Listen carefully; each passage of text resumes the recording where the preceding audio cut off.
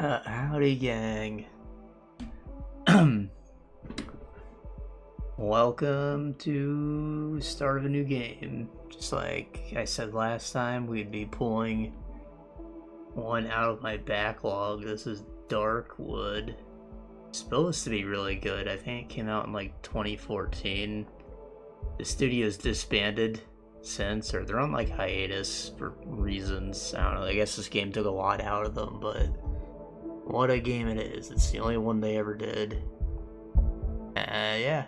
I don't know too much about it. I think it's maybe like a pseudo roguelike survival horror thing, top down, and yeah, I'm interested. So, yeah, let's get to it, people.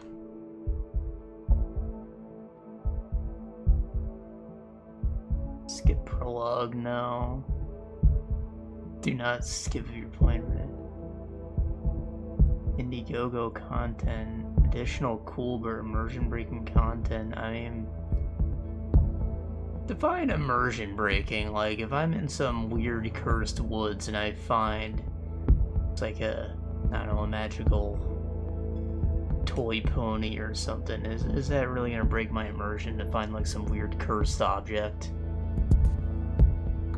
I have no idea. Maybe there's something really stupid in here, but I will leave it on because it's on.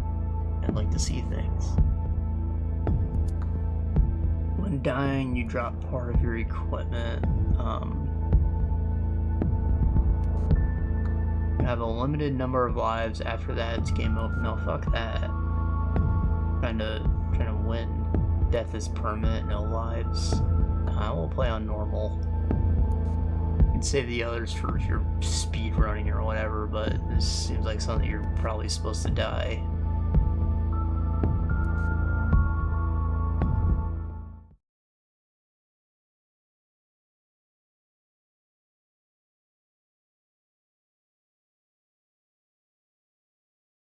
You're playing a challenging and unforgiving game. You will not be led by the hand. Respect the woods. Be patient. Focus. Respect these nuts.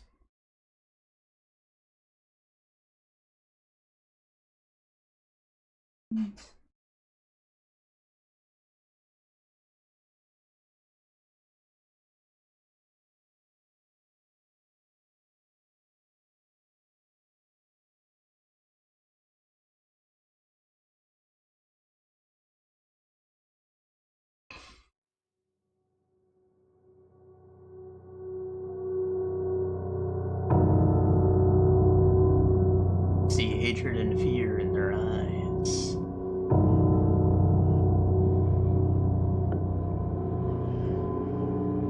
As if I was responsible for the spreading disease.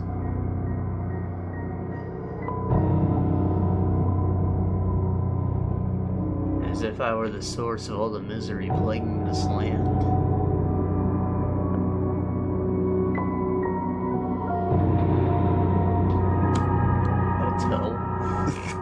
I have nowhere to hide from them, nowhere to run. The woods have closed us off from the outside world.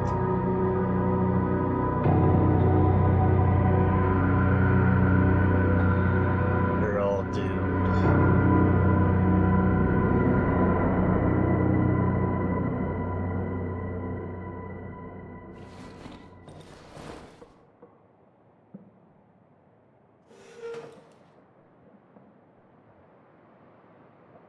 The settings said something about the game having like a custom pixel scaler, so I actually had this going in 1080p instead of my native resolution because it said it would have issues above that, but I don't know, it looks pretty good for an image that's being stretched.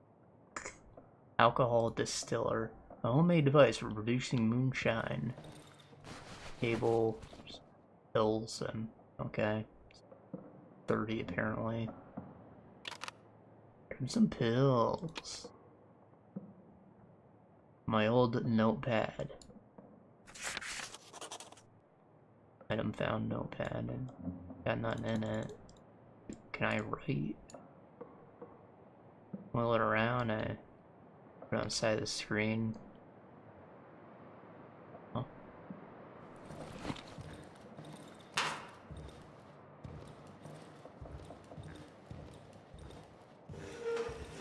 legs just like turned completely sideways.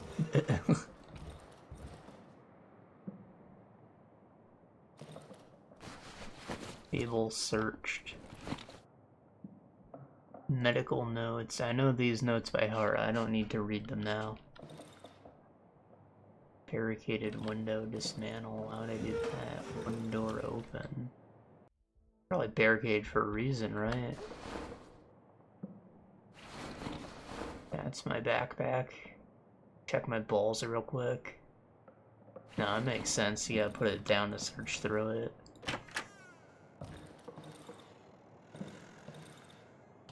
Generator's almost out of juice. I need to find a full gasoline can. I saw a broken tractor to the east. Maybe I can find some gasoline there. Cages. This time they're empty.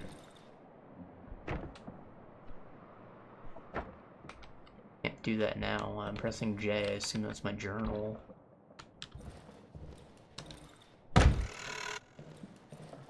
Container examined. The lock has been jammed a long time ago. Nevertheless, I used to keep useless junk in there anyways.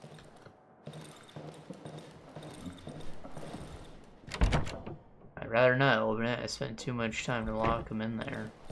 Ooh. You can only select to interact with objects within your reach. The interaction range is indicated by the color changing cursor. My bed. Just woken up. What is this white meter? Is that like stamina? Yeah.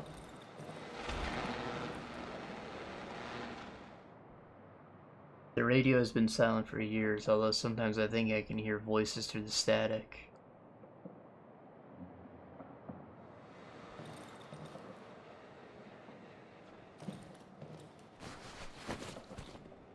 Alcohol, quickly produced moonshine, barely filtered.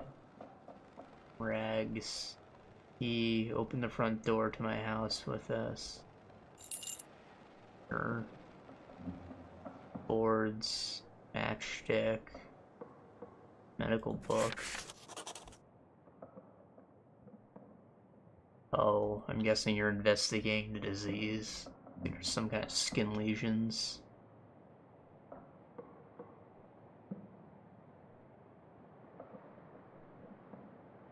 And you can't read any of that.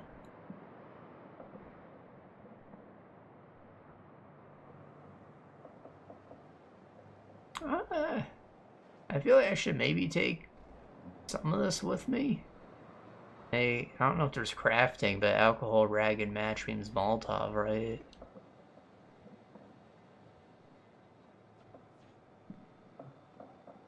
I don't know. I kind of feel like I should leave it here. Since this is my house, am I going to return to this place? And if the door is locked until I found it, maybe it wants me to take all this.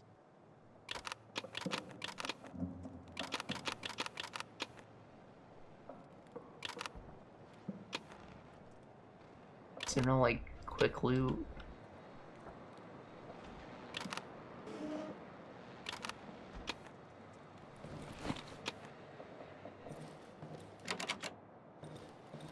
Let's not enter this room right now. Come on, let me look at the controls. Control lets me dodge, inventories tab, map M, skill menu Q, journal is J. Cycle E, like what? Cycle my weapons? I don't know how to do that. I guess dodging's a skill.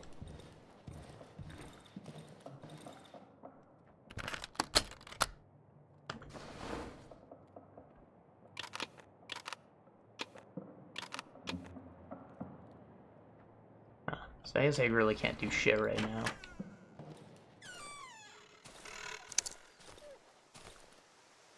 Large humanoid doll with a carved out face. If I can't craft, I might as well put all that stuff back so I don't risk losing it, right? The matches I might still need to, you know, make light.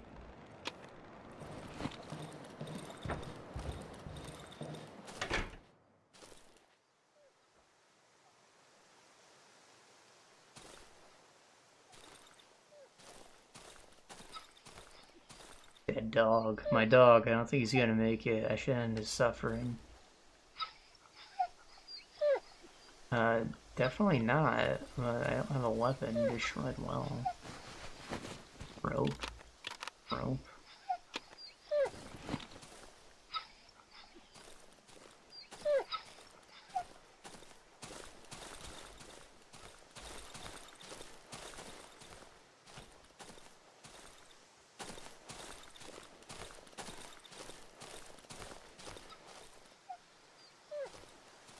My 125p, I used to be luxuries and all access servers have been devoured by the wood.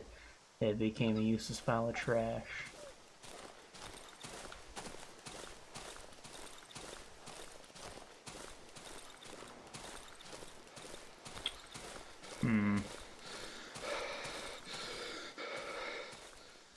I want to end the dog's suffering, but I don't have a weapon.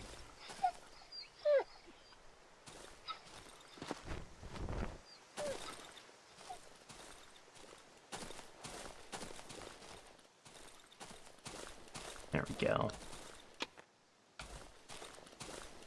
Alright, dog, you were a good friend, I'm sure. But, a good friend wouldn't leave you like this.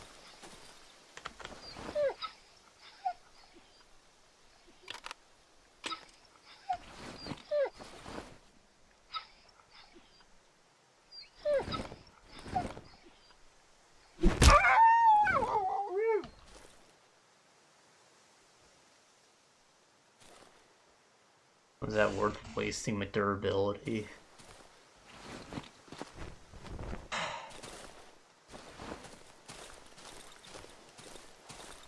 I feel bad about that, but like, what if I left him alive and he came back as a zombie dog? Weapon and selecting your hotbar, hold right mouse button to aim and left attack. Okay, so I do have to ready it like that, it's very slow.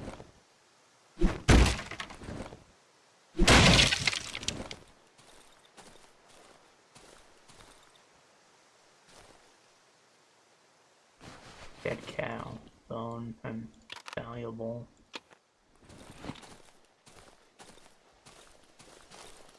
Somehow bone is worth more than a match.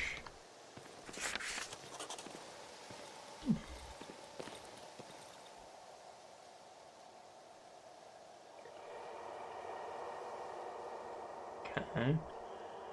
Position on the map does not mark. When you discover new location, be added to your map location. You're currently in is indicated in red. Or not get lost, and you learn how to determine your position relative to discovered locations' landmarks.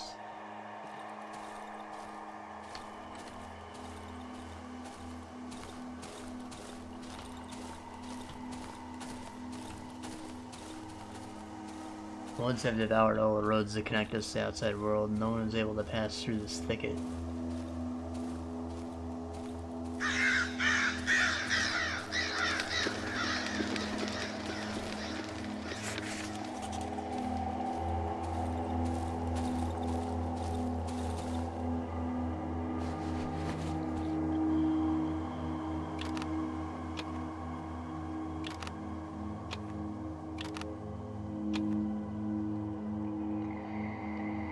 Hold left control or left shift when clicking to fast transfer, okay.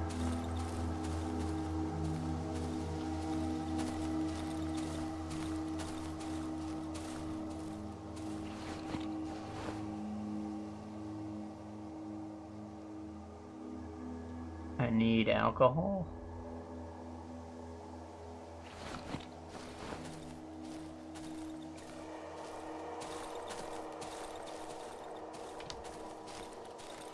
Oh, I don't feel like walking back, so we'll just deal with it.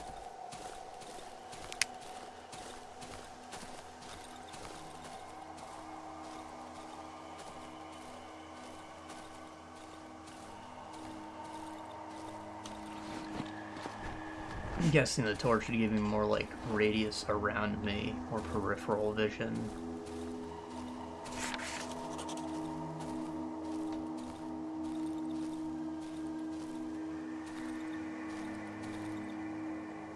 Few days I'll be completely absorbed. I don't know what the woods are eating people.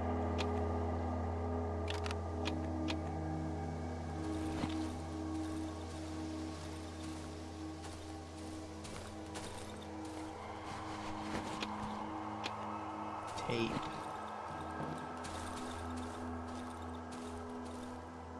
More like repair nails. Why do I want to repair it?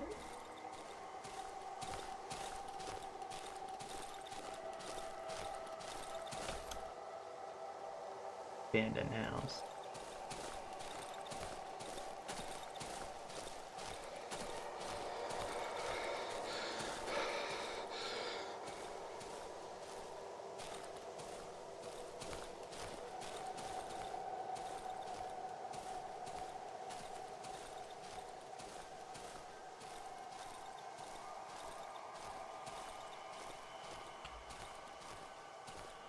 I think this one's still breathing. Unconscious man. Big metal key. If there's an exit to these woods, this key will surely open it. 21.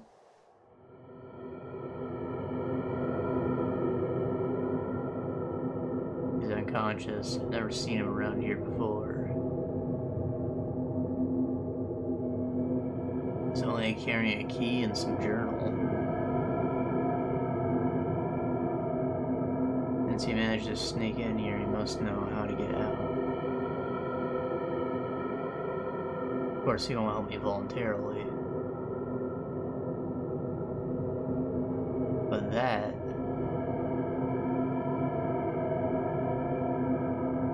is of no importance.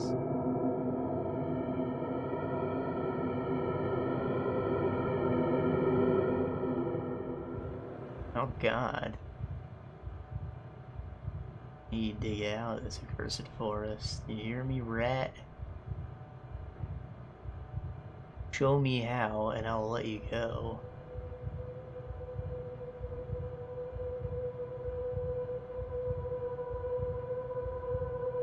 I sometimes hear her voice. She's calling me.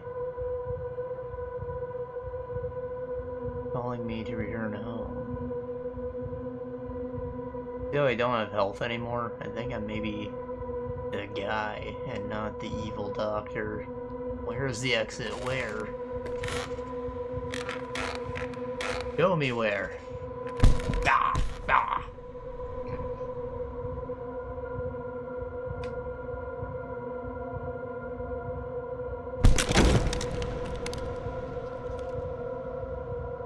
Kill you like a dog if I have to.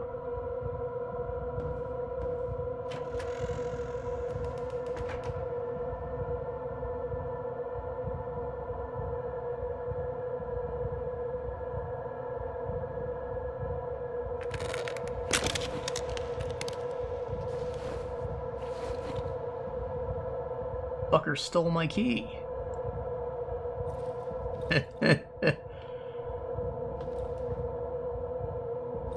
Enter to a small cellar, maybe the pantry. Locked. I could open it with a pick. Barricade is too strong to dismantle.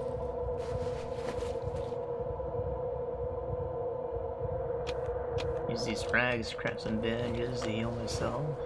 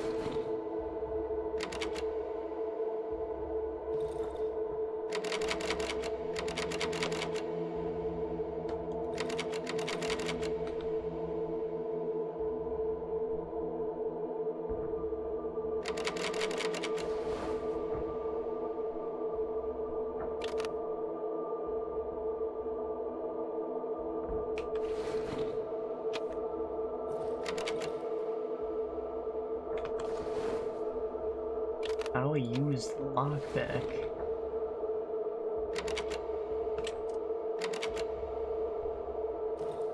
It's not the same as just readying it and clicking like I did with the bandages.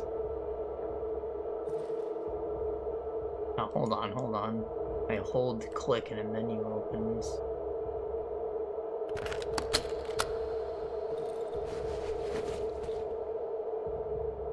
Shovel, heavy, but good reach.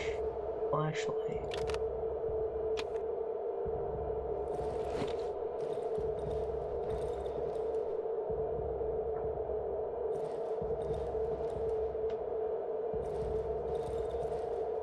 So am I supposed to break down this door?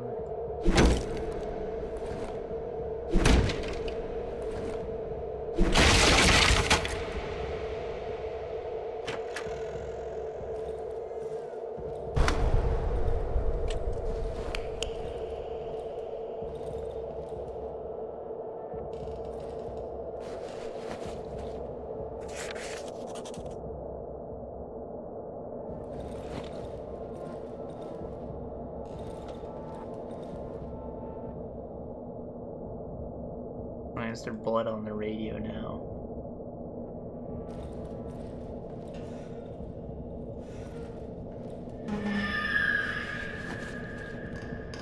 I guess the man went out to find the oil since we never did.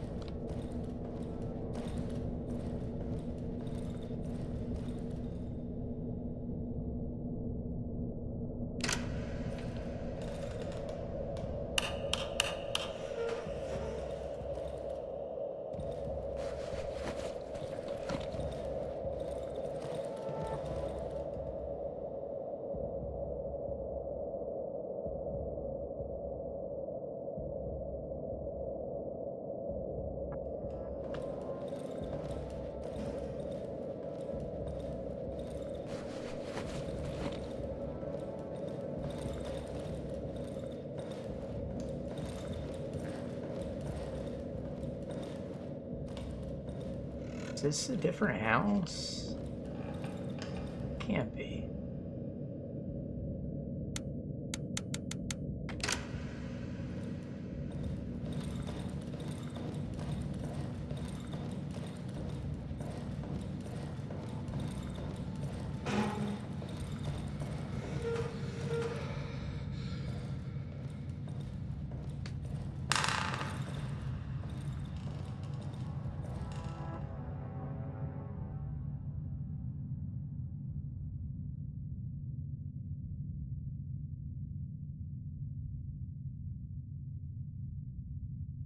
I feel like there's supposed to be a hint here.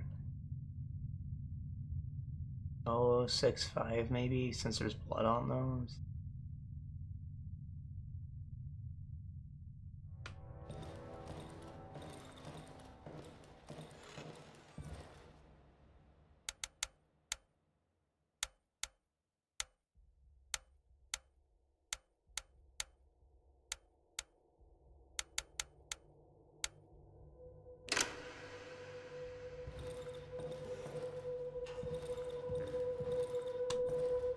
Better not leave the house at night, it's safer here.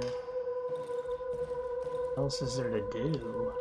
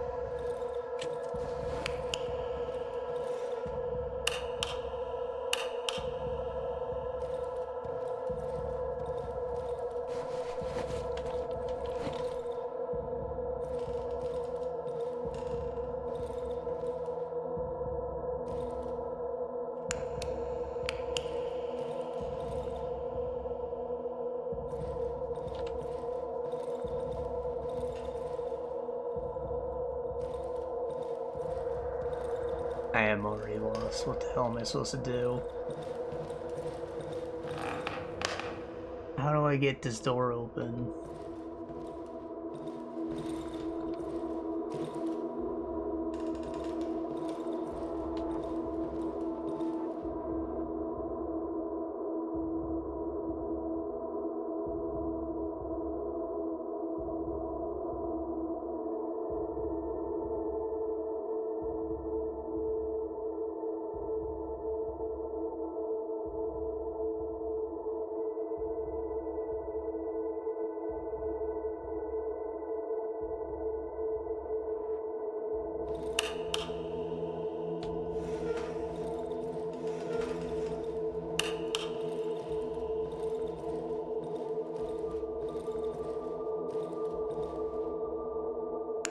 Ah.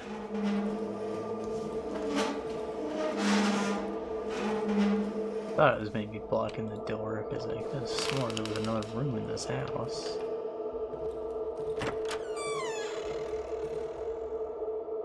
I mean, this is just like this shed on the side. It's not even the same place we were.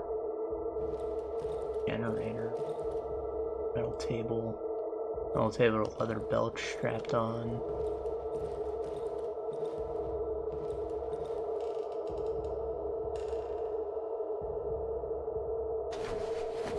Gasoline, alright. Table leg, very sturdy table leg made of oak. Alright, I can use that.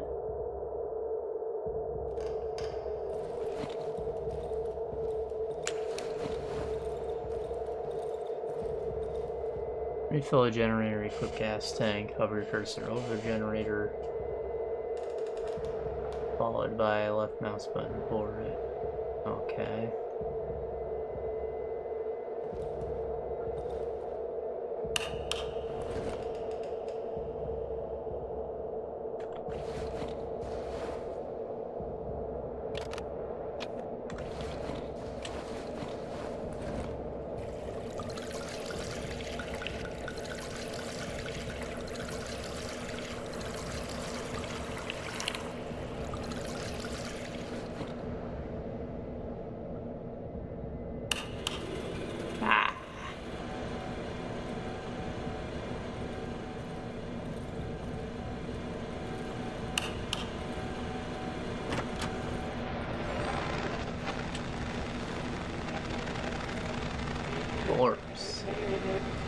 Corpse has 2 dials instead of eyes, mouth is wide open, I can hear a distorted voice is barely distinguished from radio static. The fuck?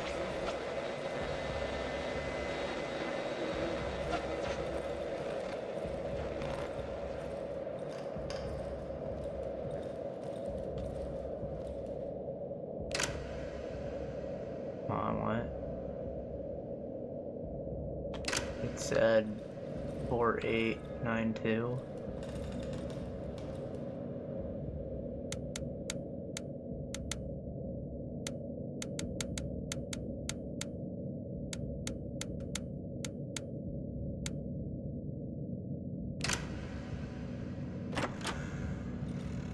Door seems stuck. You need to apply some force on it. Yeah. Looks like I hit it.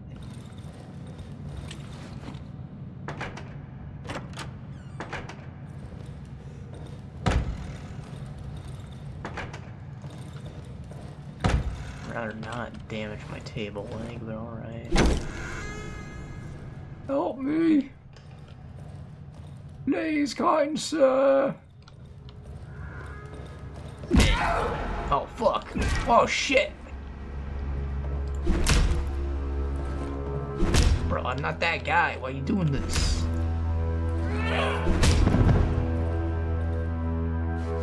Fucker. Plastic chick.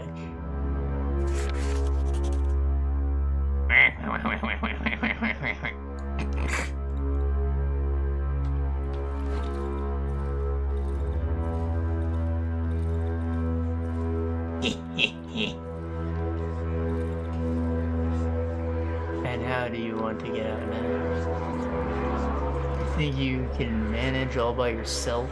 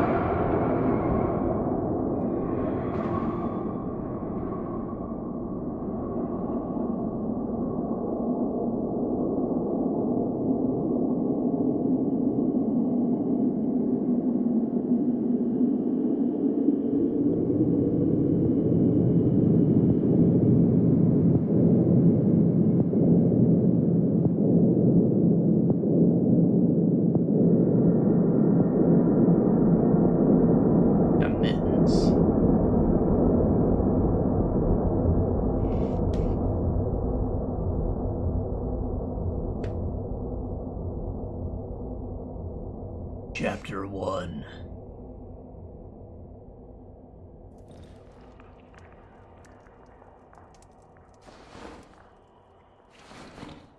Where the hell am I now? Oven. A pleasant warmth is emanating from the oven. I can sense a strange yet familiar scent. It's the smell of a protective substance, which gives me relative safety after dark. The vapors rising from the huge cauldron are distributed all over the house via long pipes. As long as I remain inside my hideout, I have a chance of surviving the night. What the fuck is protective substance? Some kind of goo?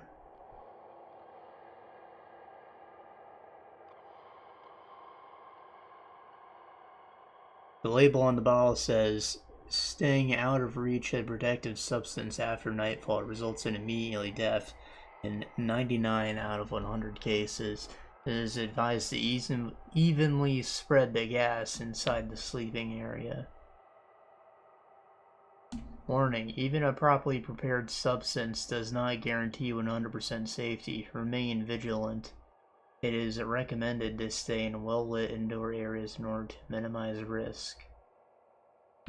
Gotcha, sleep with the lights on. When I arrived here a couple of days ago, the oven was basically prepared. I just need to light it up and ensure my safety at night.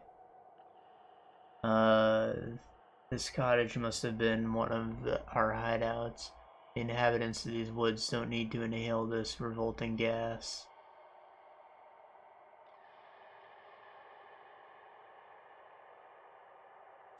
Small empty cast iron pot. I haven't used it yet.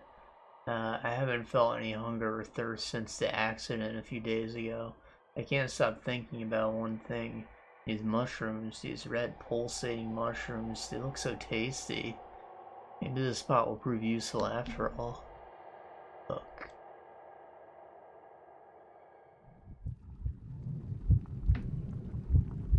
Efficiency 1. Dose 1. Essence. I don't have anything with.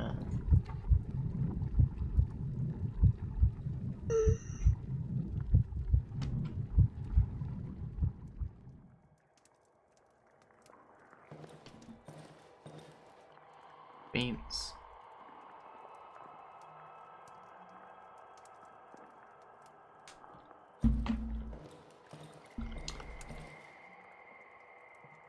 Night protection. You're in the hideout under the influence of protective substance that will help you survive the night.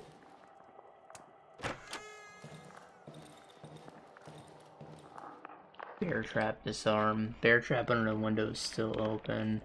Like the night was exceptionally uneventful. Okay. Window isn't barricaded, but I do have a trap in front of it. That makes sense. Rope, alcohol, bottle. Mushroom book. Reads the use of mushrooms in the household.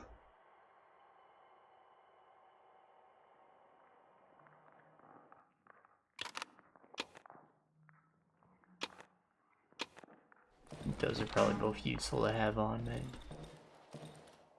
I have a crafting menu. It'll tell me what I should have.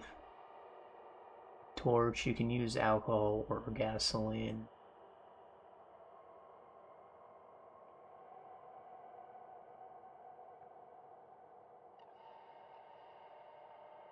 Okay, so I do not necessarily need the rope.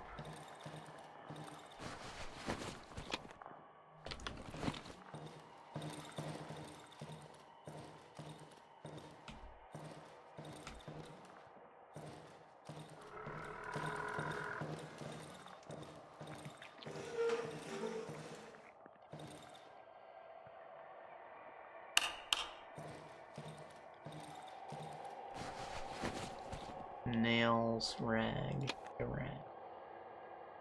Photo of a road. The road home.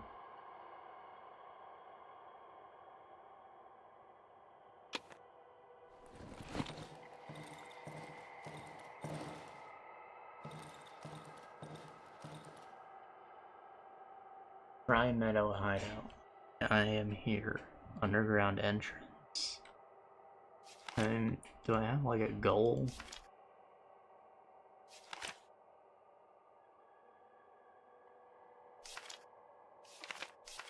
I have the plastic chick. This was real.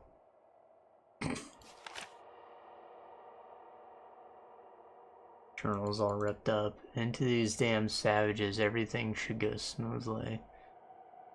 I don't remember anything since the attack on our camp. Somehow, I'm wearing a coat, so I must have changed my clothes on the way here. I don't recognize myself anymore. I can barely hold this pencil. Has my body changed? I no longer feel hunger or thirst. What's happened to me? I remember his face. The face of the man who saved me. Then held me captive. I don't know how I managed to escape his sight and end up here. What I do know is that the insane fucker took my key. My only chance to get out of the woods. He only tore out all the pages from my journal. I doubt that he was able to learn the location of the underground passage. So I should check if the door is still locked, just to be sure. I must find him. I don't think he still lives in the same place where he held me. Makes no difference, as I have no idea how to get back to that vile place. Day 1 nights. I need to get back to my hideout before nightfall. Wandering here at night is too risky. The forest exhibits increased activity after dark. Only the productive gas in my hideout can provide me with relative safety. Okay. How can I tell the time? Look. Yesterday I barricaded one of the windows. If I want to stay here for some time, I should do the same with the other windows.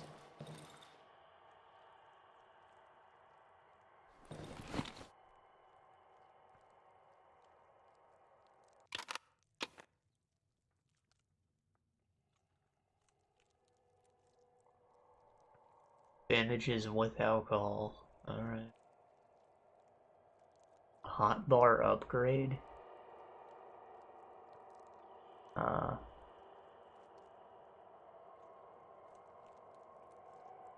Inventory upgrade.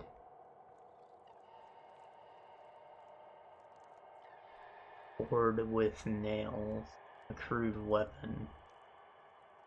Antidote. Pain trap. Bear trap. Guess that's like a scrap metal or something. Gas bottle. Toxic highly flammable gas.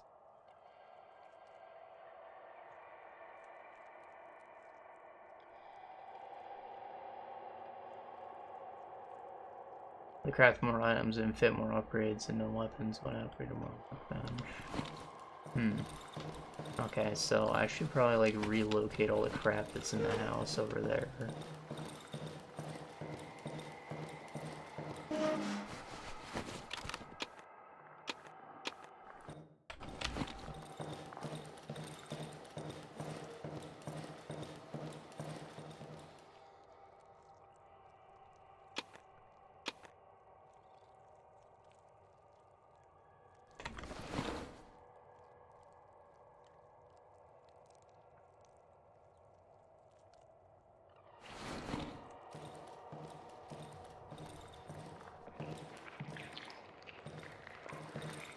Are those the red mushroom?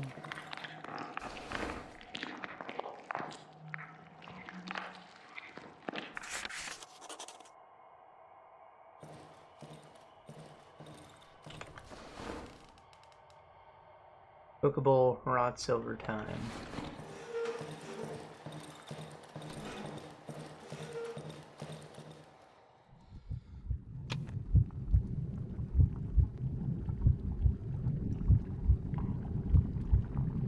Gave me essence. What does that do? Got like experience? I went into his syringe, it wasn't for food. No! I wanted those. The generator itself is empty. It contains enough gasoline for one more night. Find a full can in the house above the underground entrance.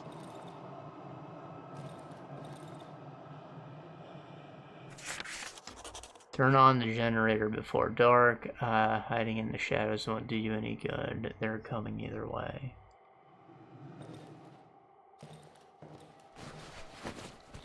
Torch, take that.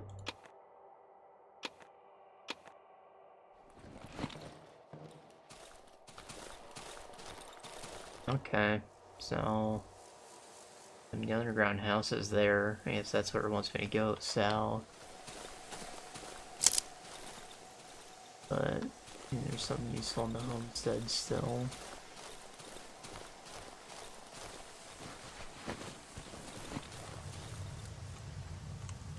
Build a well.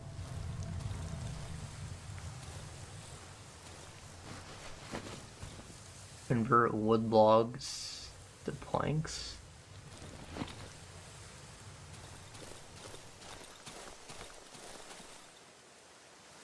I don't have the code.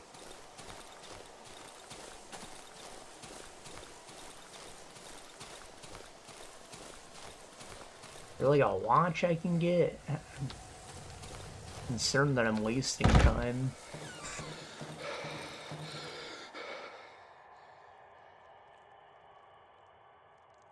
Hold on to all that, actually.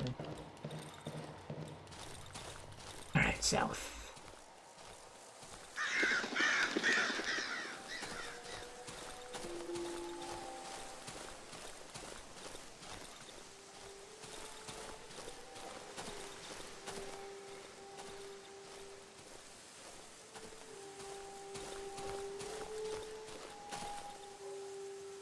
What was that, rabbit?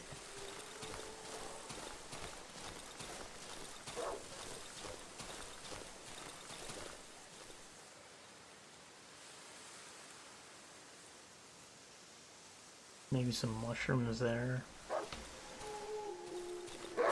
What are that red spot's me?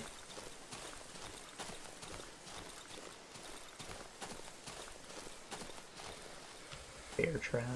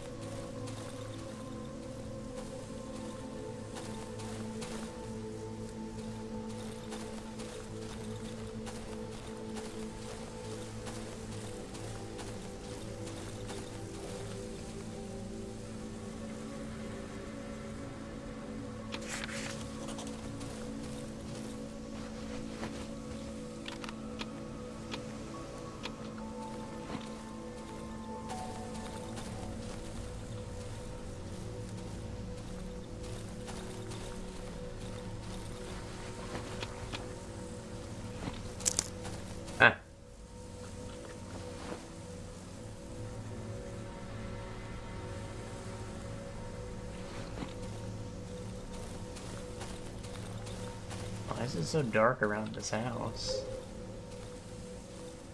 So how do I get in? Oh. That's just one question. Is the house? Find the entrance to the underground here. But for what? I guess I'm supposed to check if it's unlocked, see if the crazy man went through. But you know, I could be a crazy man too, right?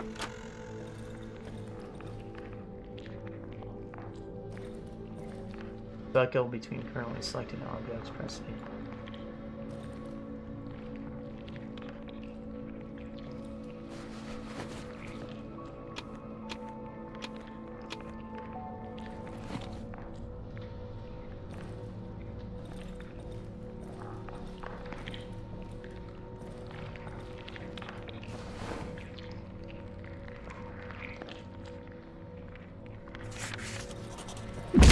Ah! Did I just step on a trap?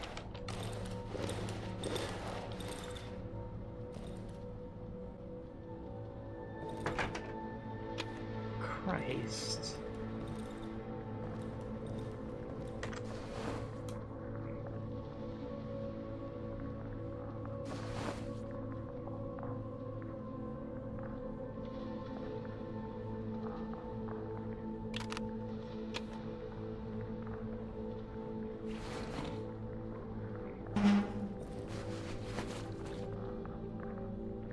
There's the gasoline, pack of cigs.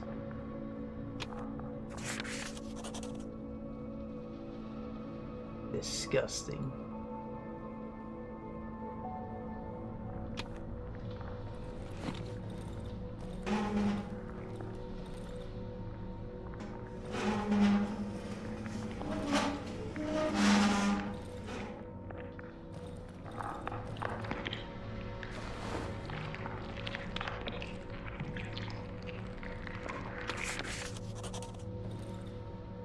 Entrance to underground tunnels.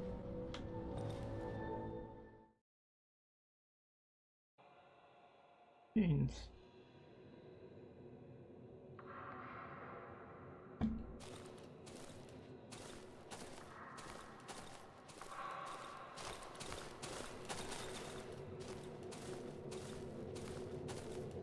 Backpack. Light bulb dimly lights the wet walls of the underground passage. The further part is shrouded in complete darkness. I need to light a 1-volt battery, boards, motorcycle magazine, automotive magazine, this year's issue.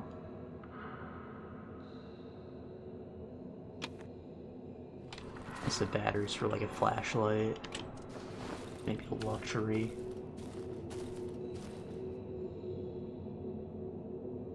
Thick wooden posts hold the soaked around entangled wires to the construction. Oh.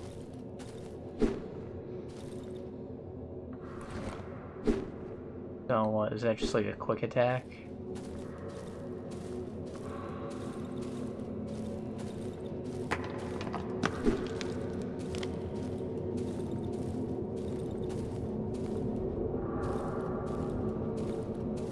The passage is blocked by over-entangled roots.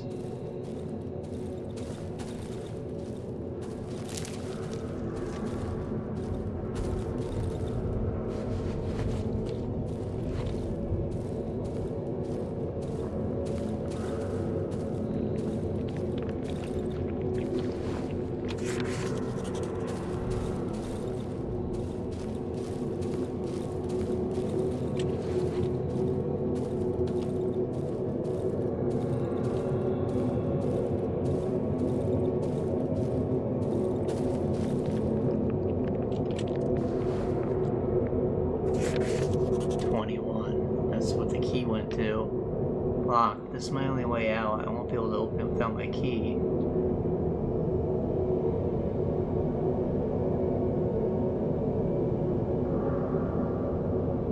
The hatch handle is covered in a thick layer of dust. It hasn't been opened in at least 2 weeks.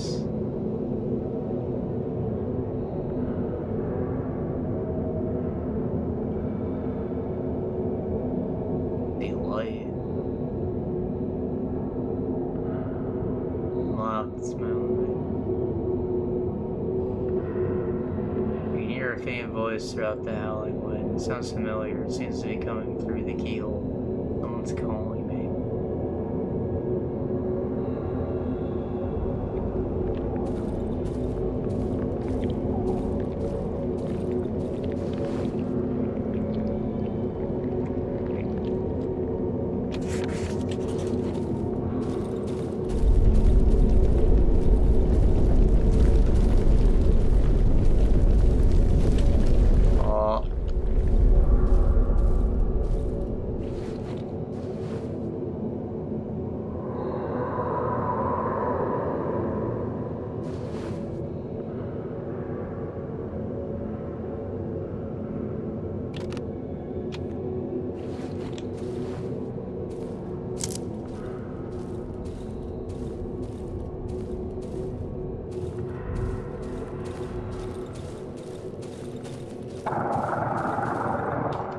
I have a map in the underground. I do not.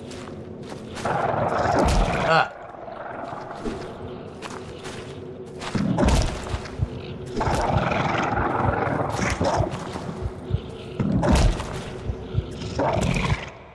Damn it.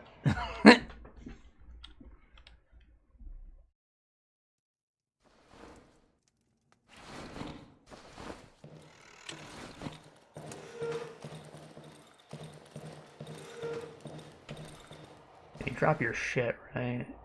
Portion of it.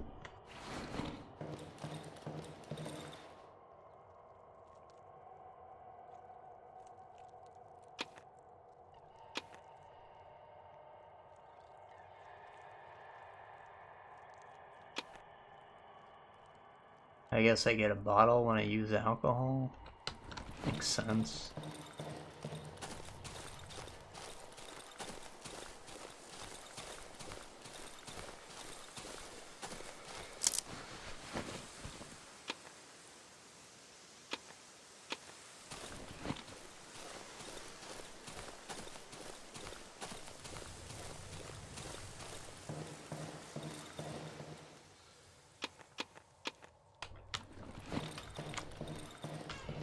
Might as well, right?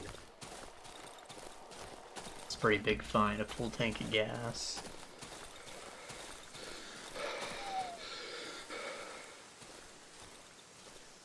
Right now, my interest is fuck. Damn mushrooms. I'll find out what the syringe does.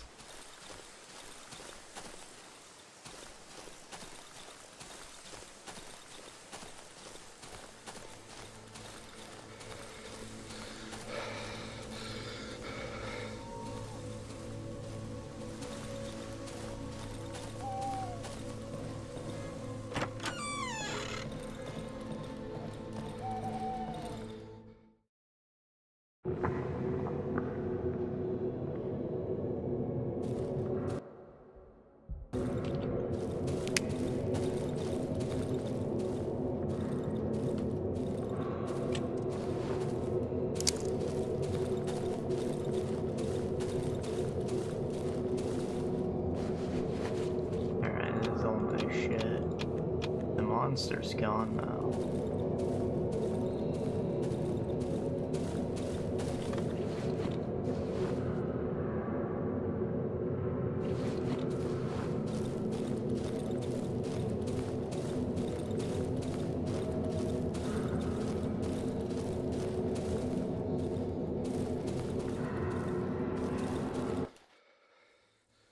But the other path closed up.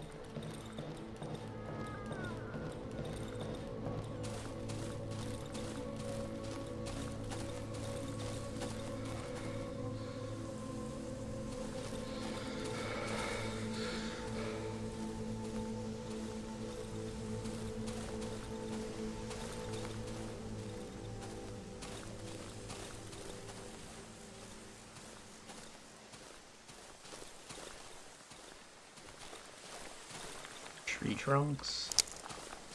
Eh. Hot. Meat. Girl bull can be used as bait, alright.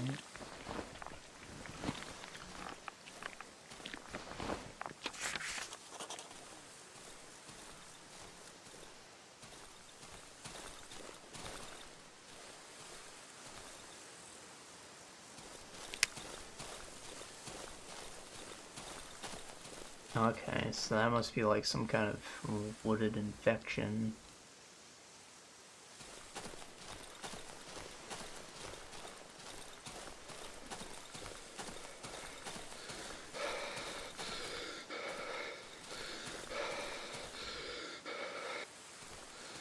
What's with these bubbles? That's a dog.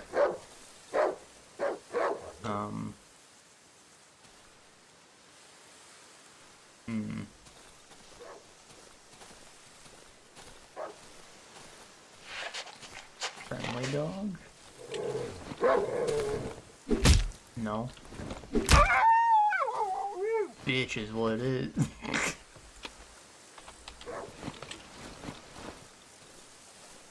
A lot out of my torch.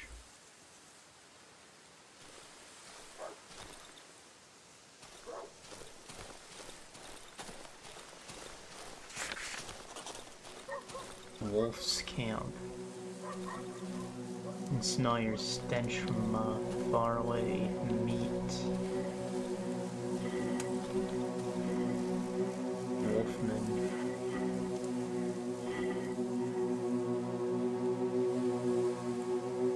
Even from afar, I smell your putrid stench. Be glad I don't have the appetite for carcasses and meat. The figure hides its face in her hood. It smells of wet soil and fur. I know what you're after. I can help you reclaim what you've lost. If you help me attend to a certain matter, what do you say, comrade? As he leans towards me, I hear him giggling under the hood. I knew it would interest you. Before we make a deal, you need to prove to me you can do the job. I have no time for weaklings meat. You follow? Show me what you're made of. Get through to the silent forest. You'd think it's so easy. If I were you, I'd prepare myself well before setting out.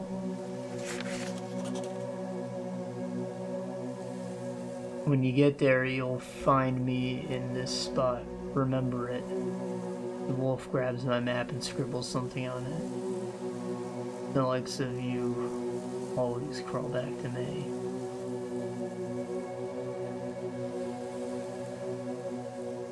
Beautiful item. Perfect for a church fair. What's that you got there? Well, snatches the photograph from my hand and studies it carefully. Finally, snorts a thick yellow spit landing on the photo. Ha ha ha! This road doesn't exist anymore, overgrown with trees like all the other ones. The wolf throws the photo to the ground. Better forget about the road home. Meet around here. All the roads lead to nowhere. I wouldn't recommend wandering around these woods at night. It would mean certain death for you, mate. Better hide in that hideout of yours before dark and pray for the morning light.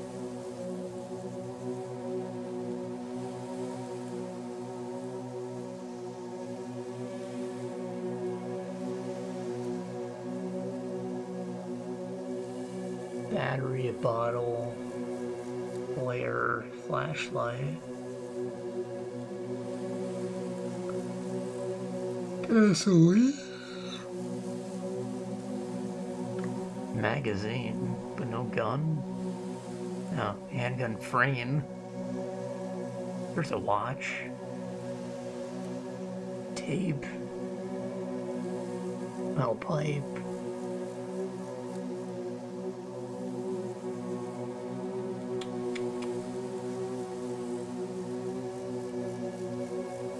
It's a red egg.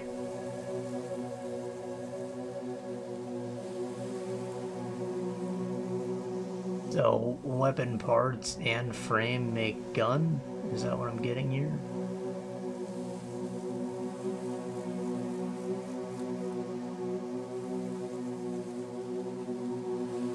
I don't really want to sell any of this. Maybe the meat.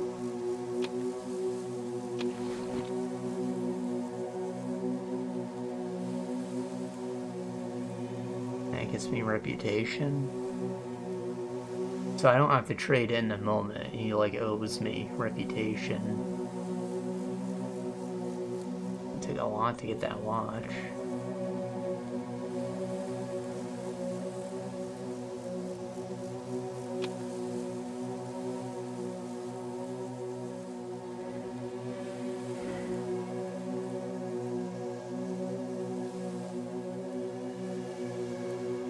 So he wants me to head west. Something to do. I think it's getting dark though.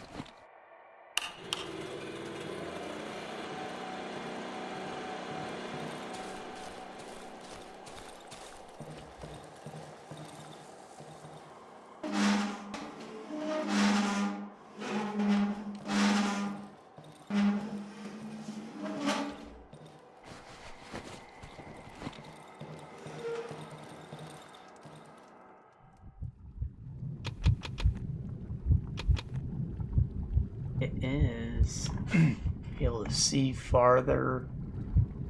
Once a day I'll be able to heal myself by staying next to an electric light source. The hell?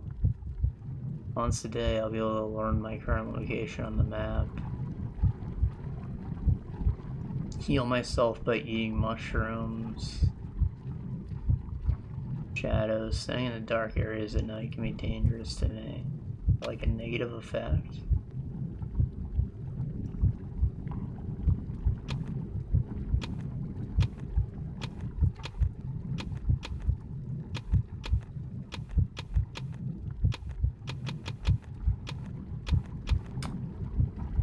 Okay, well, I would like to see farther, I guess.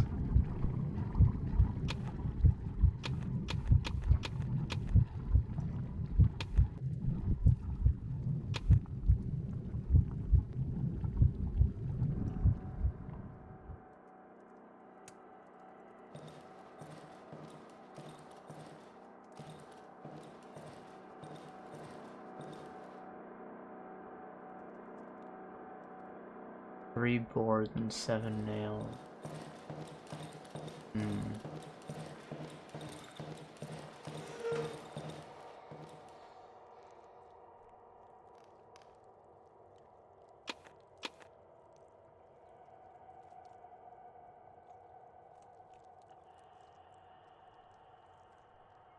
feel like I should maybe make this instead.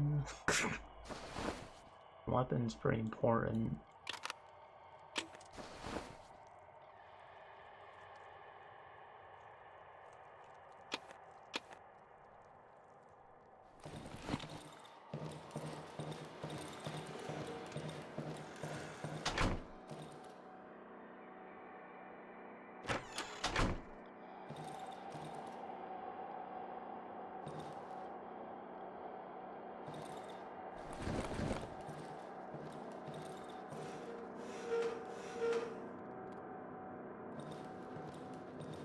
So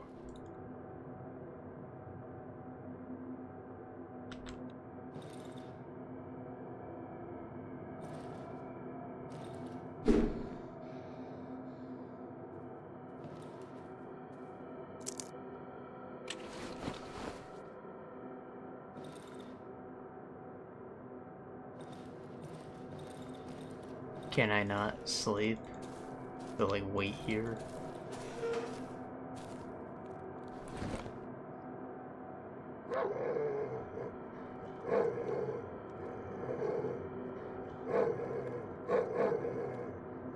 I'm scared.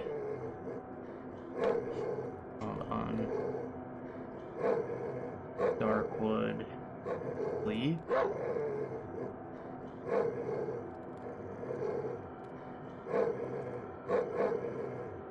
Okay, apparently there's something called the sleeper, so how do I go to sleep? Count sheep. You don't need to. Things come in the night. You see a bed, try to sleep. 90% of them won't let you sleep in them. Don't worry, you have things to do in the day and the night, like trying to survive.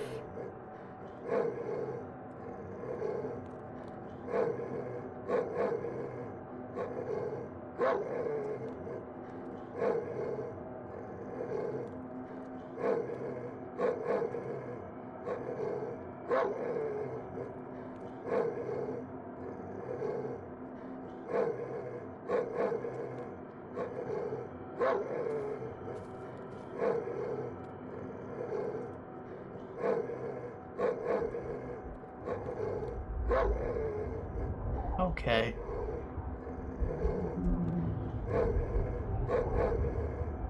Some people recommend just dying and you'll wake up in the morning, but I don't know if that has any adverse effects. At least not in this difficulty, but you know, maybe.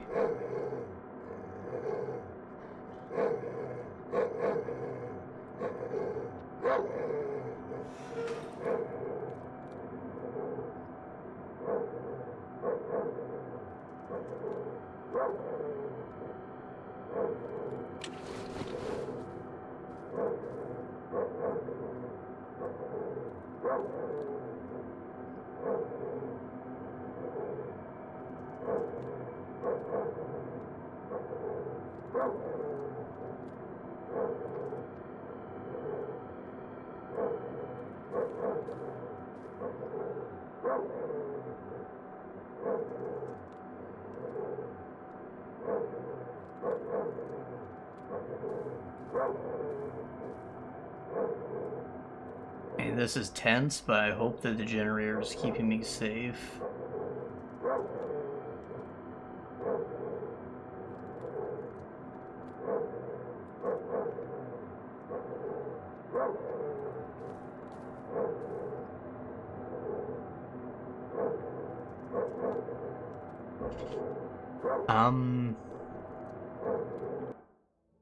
Hold on. I have things that we haven't been talking about. From his last game was kind of like busy. This one has waiting, so perfect timing. Hey, what was that? So, throw out the games.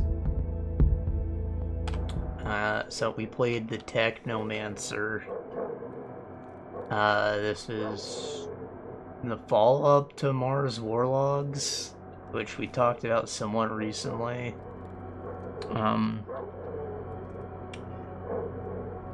They are and they aren't related. The character Sean makes an appearance, like the game starts a little bit before Mars Warlogs, but then as time passes, it will be like during or after the events. It's a little confusing the way they did it, so it's not like a prequel or a sequel. It's kind of like a parallel story that's a little longer, if that makes sense.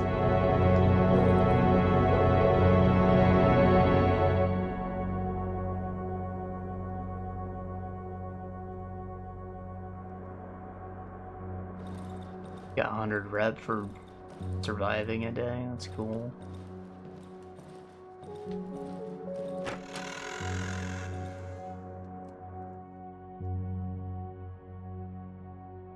A man roughly my size is standing before me. I can barely make out his disturbing, familiar features through the matte visor on his helmet.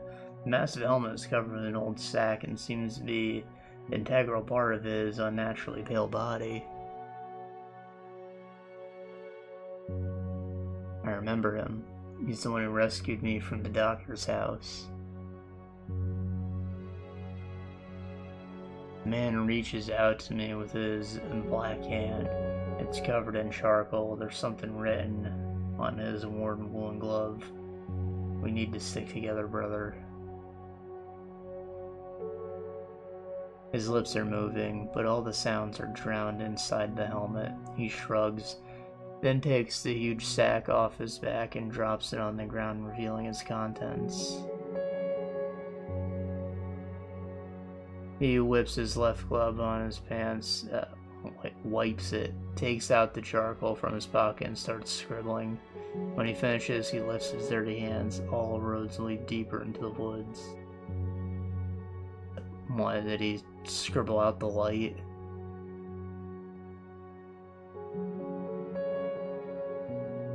Or is that what he wrote on his hand? Like a message? Like a whiteboard?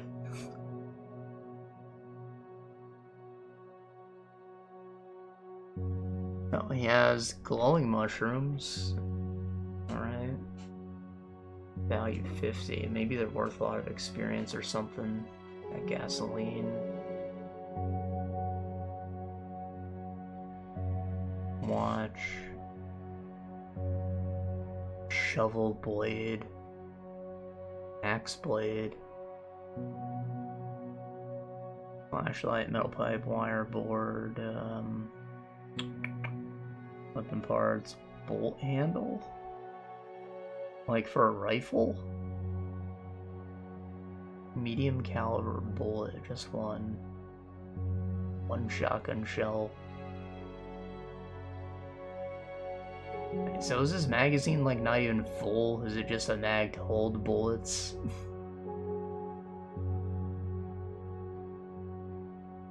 Tube mag. Long barrel. So, like, a long barrel, a tube mag, and a bolt handle makes a rifle, right? And that fires medium caliber bullets. Makes sense to me. What do pills do? I haven't tried to eat them, but they look valuable at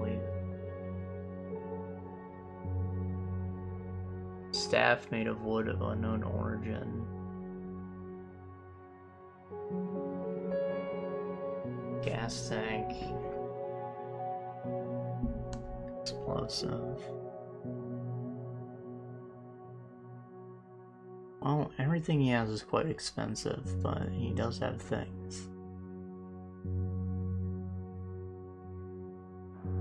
Does he come by every morning? What kind?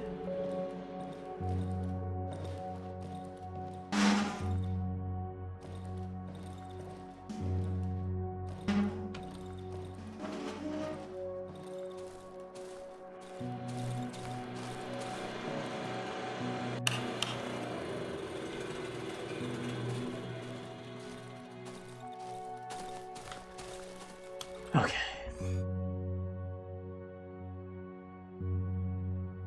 So do I keep going down, or do I go to the left?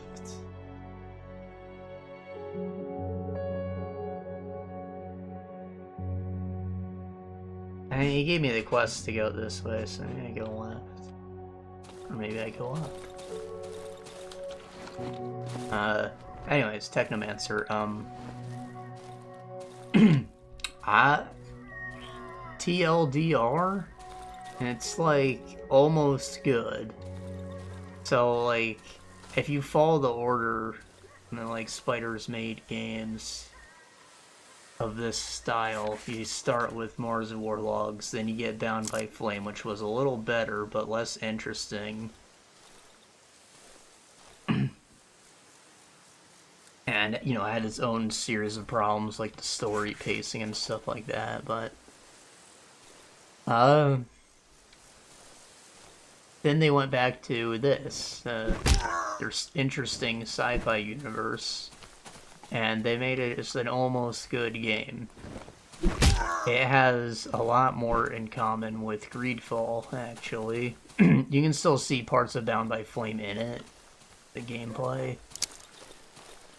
But you can see it's like very clearly the midpoint between the two, which Greedfall is actually just very solid. But like, you know, your character's skills, that let you like solve puzzles in different ways, you have those when you level up. You have a sort of a Witcher 2 looking skill tree, where like the combat stances from Bound by Flame, each one has a skill tree in addition to your actual Technomancy.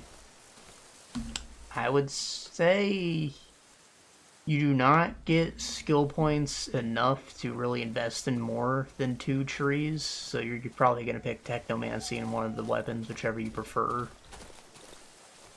But you do get skill points like a pretty steady pace at least. And you also have some stats too. Each stat is basically just like health plus whatever stat assisted your weapon type. And, you know, mana, fluid.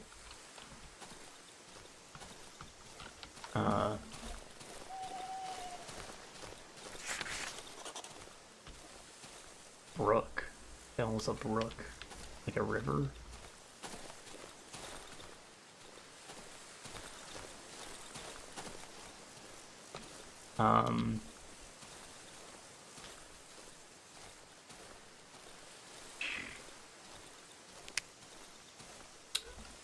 The combat itself, I would maybe compare it to The Witcher 2 again. Like, it's a little sloppy, a little kind of fly all over the place with some janky soft targeting.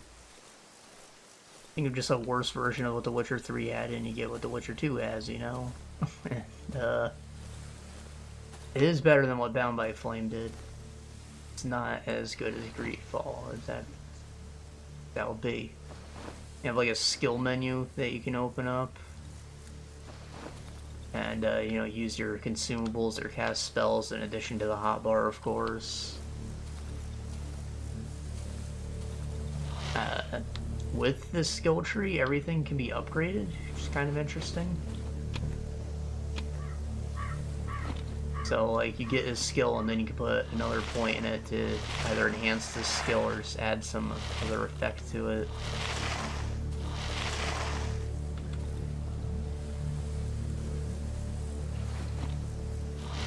It's not a bad way to do it. I don't hate the skill tree. I just, again, wish that I wasn't, like, limited to one weapon type for the whole game. Because there were definitely times when I wished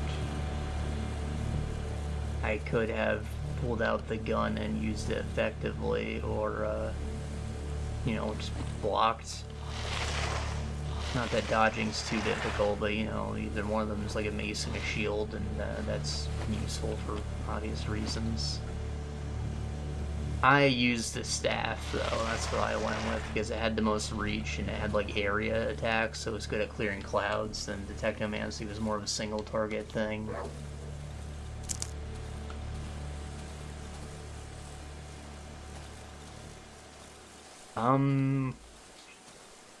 Compared to Mars Warlogs, it still has the same kind of gear problems, where, like, you do percentage damage reduction, but they don't, like, try and tier it out between acts, really. Once you're halfway through the game, you have access to some of the strongest equipment in the game, and it's, of course, just what the military is using. It makes sense. It's believable. Any real upgrades you're gonna add to get, like, significantly stronger will come from investing in crafting and, you know, doing their signature, piecemeal upgrades. Like, you add shoulder pads or, gloves, a belt, whatever, to your armor, sort of customize it more. They've done it in all their games. You know what I'm talking about. It's still a good system. I just wish that they had, you know, regular equipment with stats that's easier to balance, but the differences between all these pieces is a lot more negligible.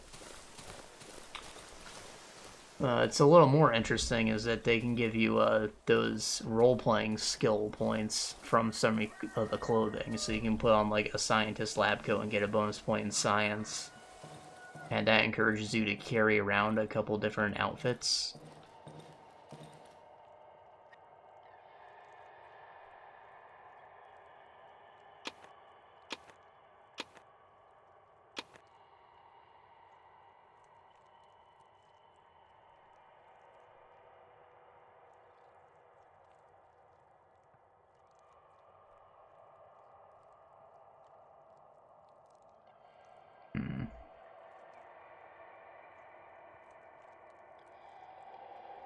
I need more boards before I can upgrade anything. Takes a board and some nails to repair it, and twice that to make a new one.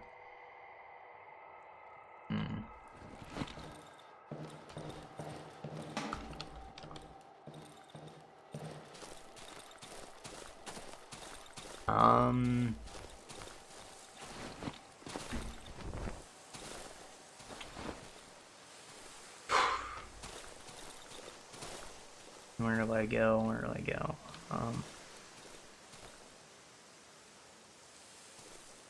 The voice acting isn't bad. I'd say similar to Mars Warlogs, it's a bit of a mixed bag. Sometimes it's just like a lack of voice direction more so than just like bad vocal quality. Like everything sounds like it was recorded with a professional mic at least. And nobody's like just ridiculously bad. They just maybe seem like tone deaf to the situation, you know? Like it's a bad line read. So, like, the literal acting ability is what's lacking rather than quality.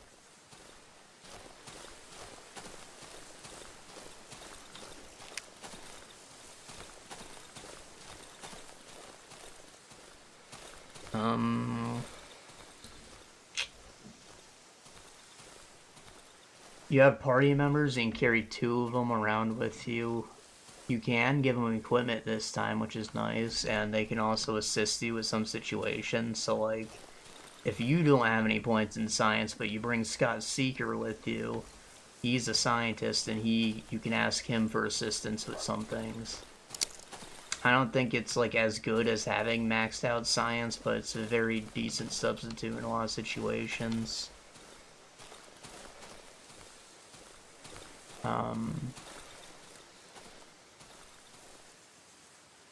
All of them also have like unique passive benefits, like they handle like just different characters entirely, not like a guy who you put equipment on. So Scott, for example, can like use stims on you to give you some extra health regen mid-combat. He's also the only guy who uses a one-handed gun.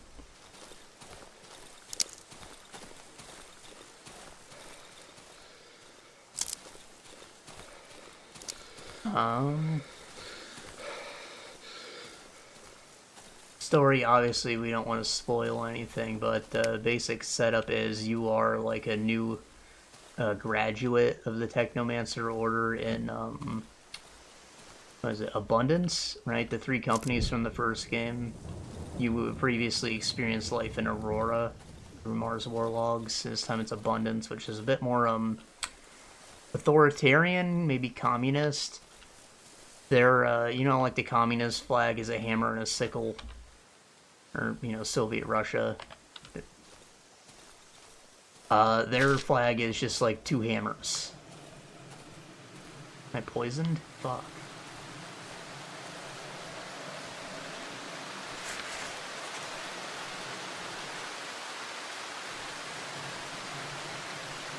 Their flag is 2 hammers. You, after going through your Technomancer initiation, you are, like, employed in that Abundance army. Just like an investigator, officer, or whatever.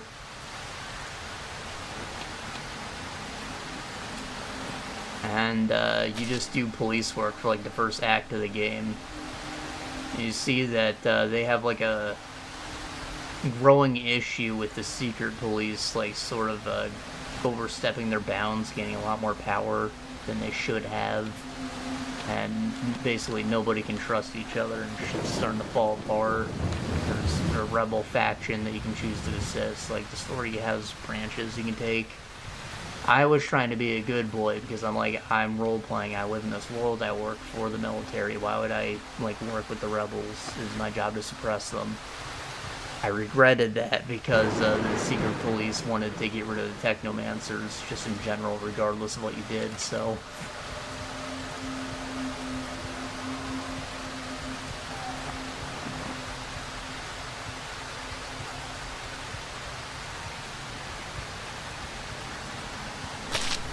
I'm not poisoned again.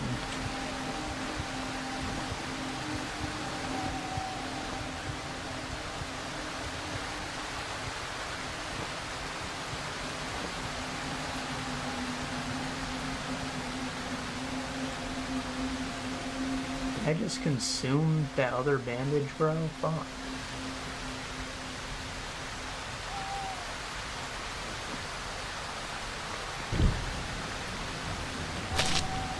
Damn it.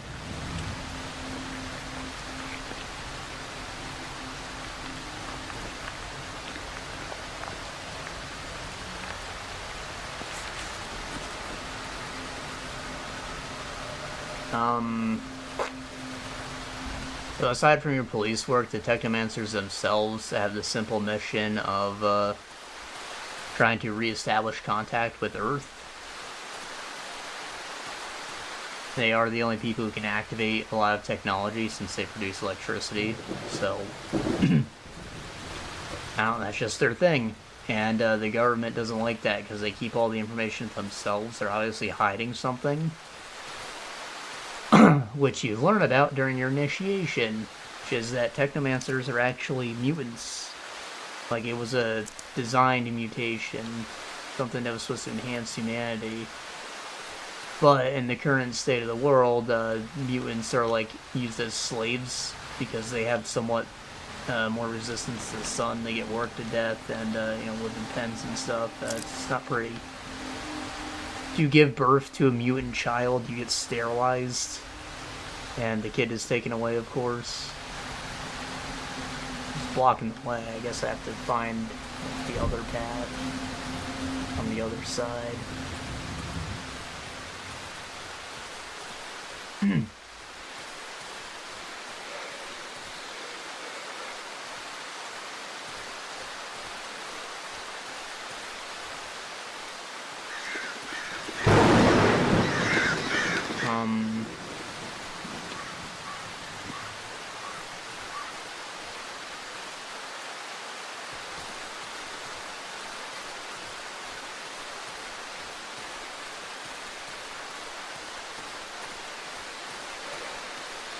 So yeah, that's not good. You got like a secret you need to guard for you and your entire order, and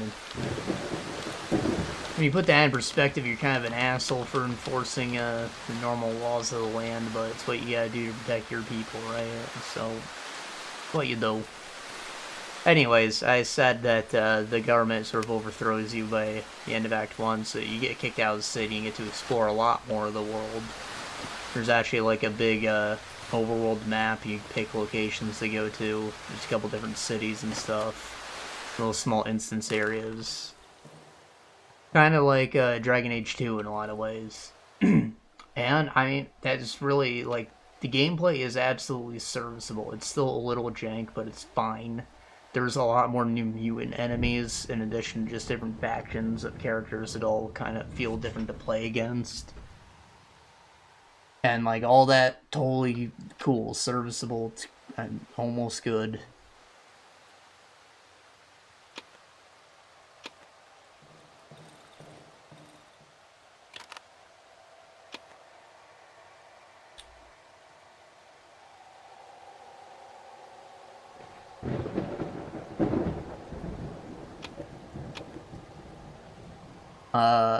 My issue with the game is really just the same as the issue with Dragon Age 2, in that you're going back to these few areas so many times.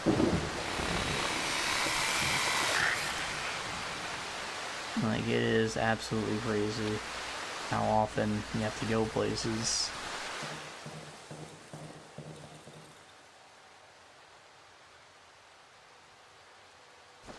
Again.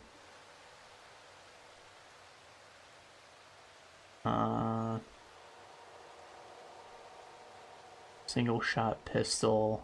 Use scrap metal in a barrel.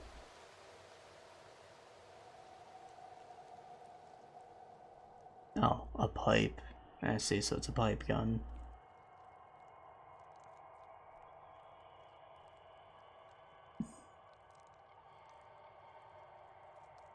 Uses oil, a bottle.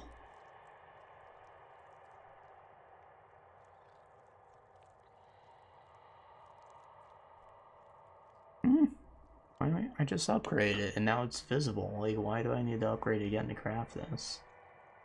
Ridiculous.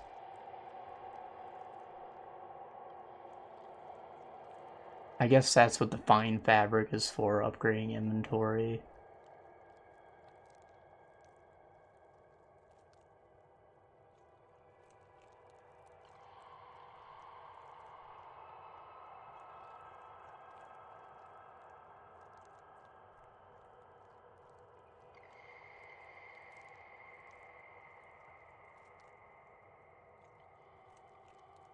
That's a lot of nails.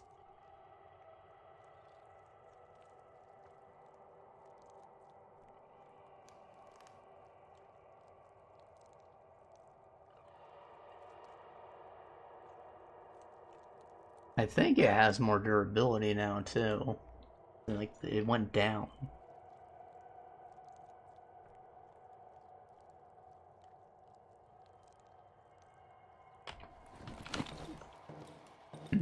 Oh shit, it's night. That's not good.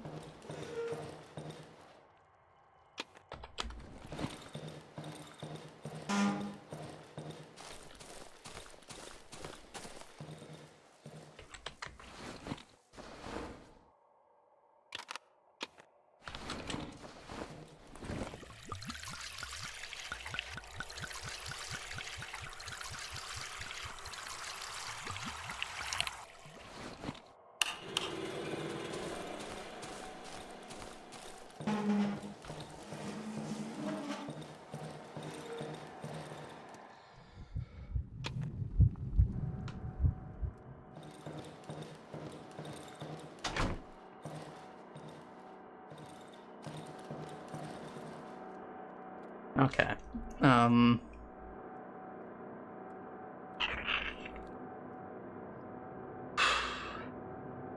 I will say the story was very interesting. Like, acting aside, if you just, like, played it muted, you would have something that's still very interesting and well written. And, again, combat is just, like, almost good. It is so close to being Greedfall, it's just not quite there. And I would love to see them visit the universe again, because, again, it is very interesting. Even more interesting than Greedfall was. I would say. Just, like, good. Though, for whatever reason, they chose to make Greedfall 2, and that developer Spiders is doing some unethical things right now, I guess. With, like, crunch hours and whatnot. Or working the staff, so I don't know. Greedfall 2 it's in a weird place right now.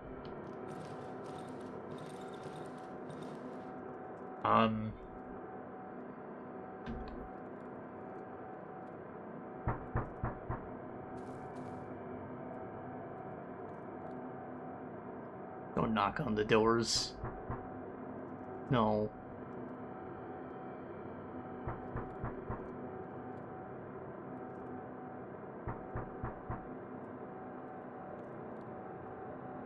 Do I check?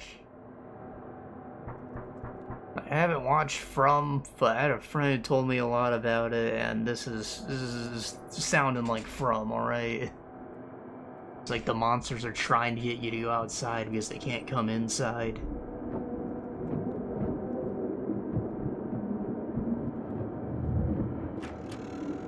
Oh god.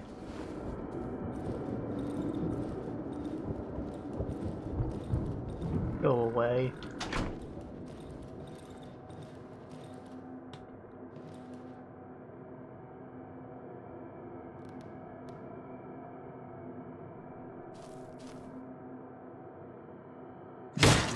Ah!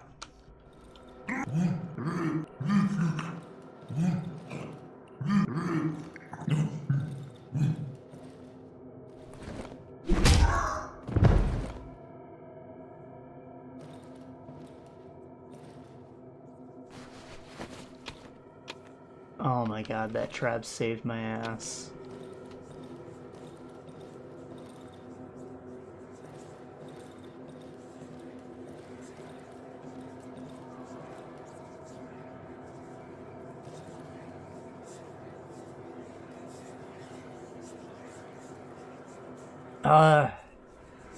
Jeez, graphically I'd say it looks alright. Some things are maybe a little too shiny. But, like, when you look at how shiny the mutants are, it makes sense that, like, in the universe, there's a...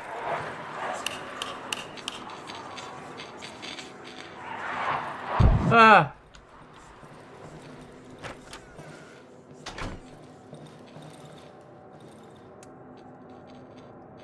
I don't know why I felt the need to stay in the bedroom.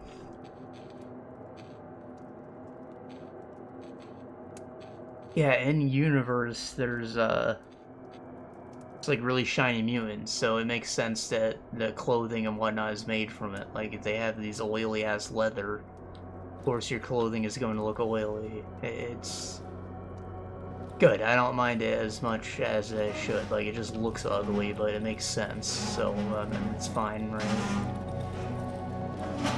Otherwise, it's like just fine, like, texture quality is what you expect from something on the PS4.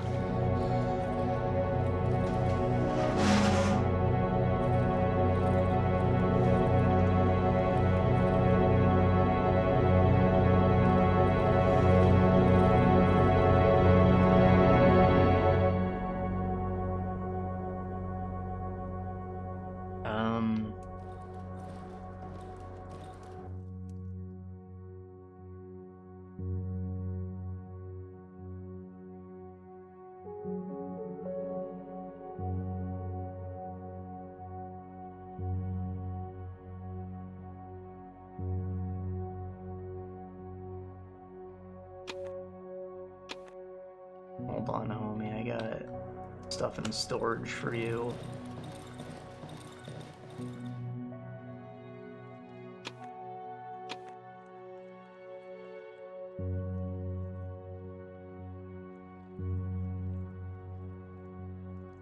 me these pills. I'm gonna give him the pills.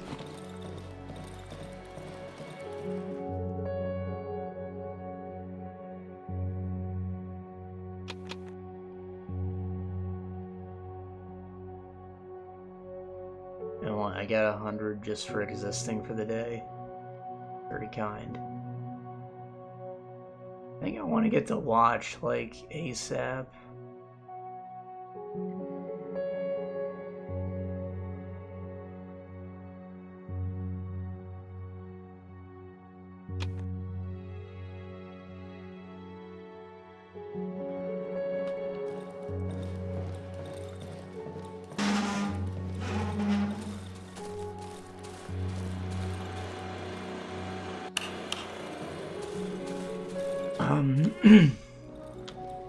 Jeez.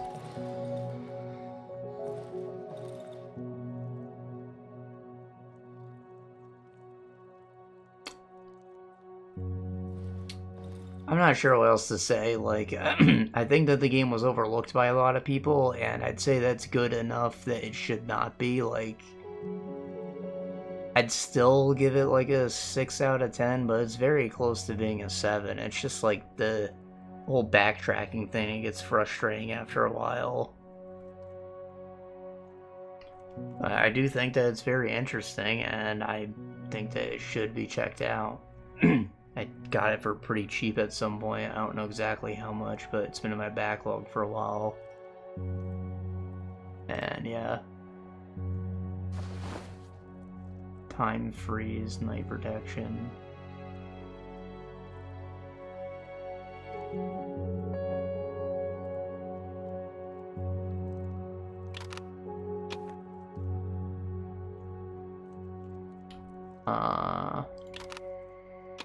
Hold on.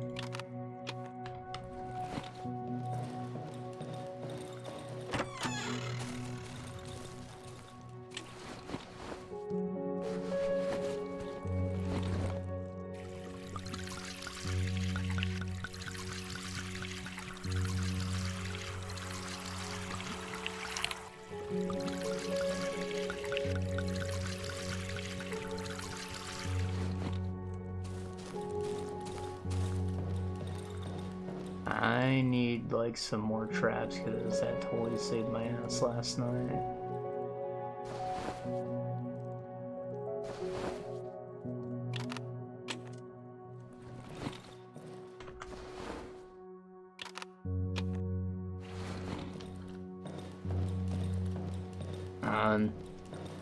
Yeah, game alright. Almost good, alright. That's the whole thought. Alright. And not sure I have much else to say about it, but you should have something to say about it. Please do check it out. Or play Greedfall if you haven't. Like, obviously that's better.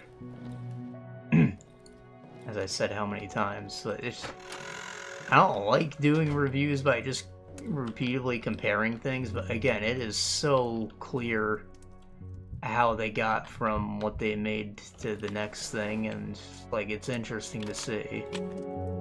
So these people have basically been making the same game like 3 or 4 times, 5 times now, and it's gotten better each time. They've tried things and you can see it. It's like Piranha Bytes, right? They've only ever made Gothic. They made nothing else, and you know, they made Risen and Elix, and like you can just see. You can see exactly where the ideas went.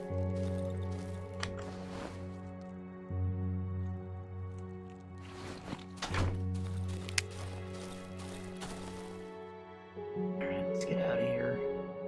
South.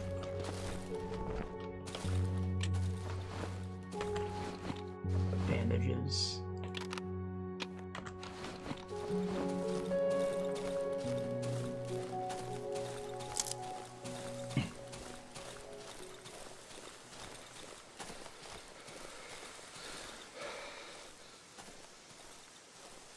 So, what's next on the list? Okay, Final Fantasy VII Rebirth. This is the second remake. Second part of the remake. So, I mean, to gloss over everything, gameplay mostly unchanged. They added, just two things, really. Synergy attacks, which are special moves that you can do based on who you have in your party at the time. They're, like, unlocked through the skill tree. Every time you use an ATB command, you get a teamwork, a synergy pip, and you spend those on moves. They do not take an ATB charge. So it's just another resource to manage. You can do a cool move. These all have special effects, like they can temporarily give you infinite mana, or they can extend the duration that the enemy is down for, boost your limit gauge after using the skill. And you got flashy animations. They're cool. I don't mind them.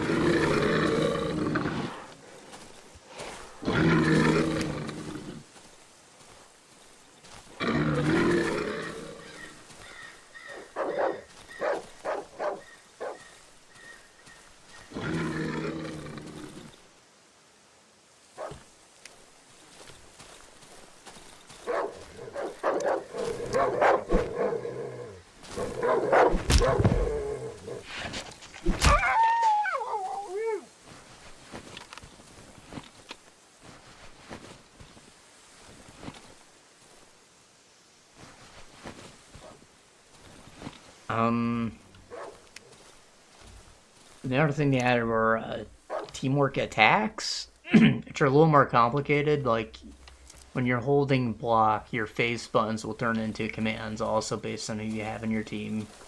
Each character has, like, 2 of them they can do with you, because you have 2 party members out at once, right?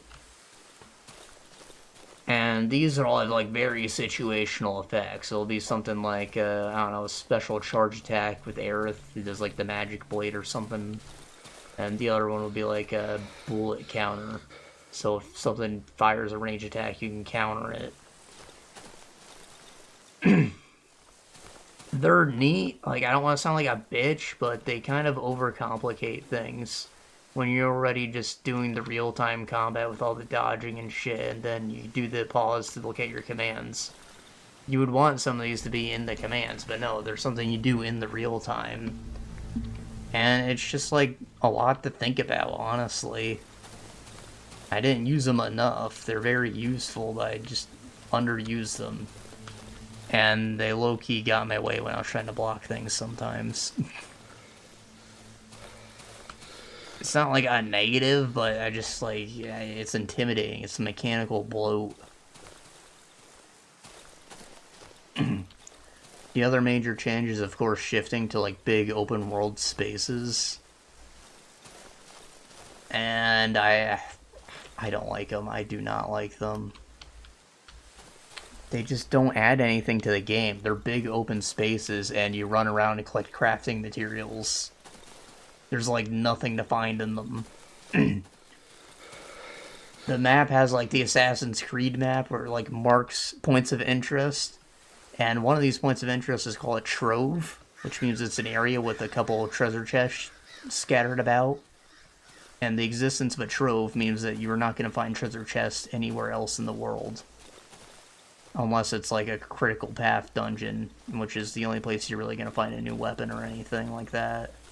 In a purple chest.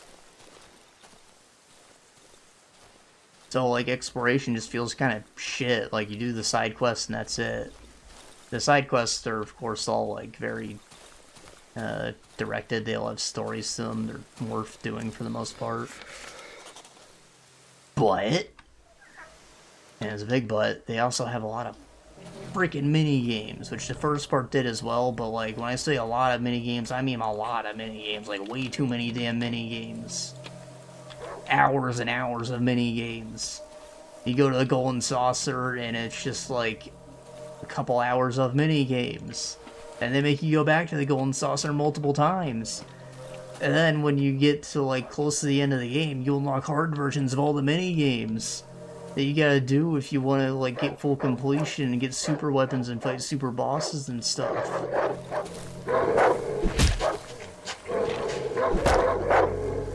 The mini-games are all of varying qualities. Some of them are easy, others are damn near impossible. I did do all of them, but I still ended up not fighting the main super boss just because he was like 30 levels higher than I was by the end of the game. I guess I was supposed to go back on the hard mode and get all the hard mode exclusive skill points before I was powerful enough to fight him. And it sucks because I like clawed my way up to being able to fight him. Like, it's Gilgamesh I'm talking about. His island, you have to do like duo battles with all the summons. So like the full powered summon battles are hard enough already, but then you have to fight two of them at once, and most of these guys have like a one-shot attack that charges up over time, so you gotta like know how to do them inside and out.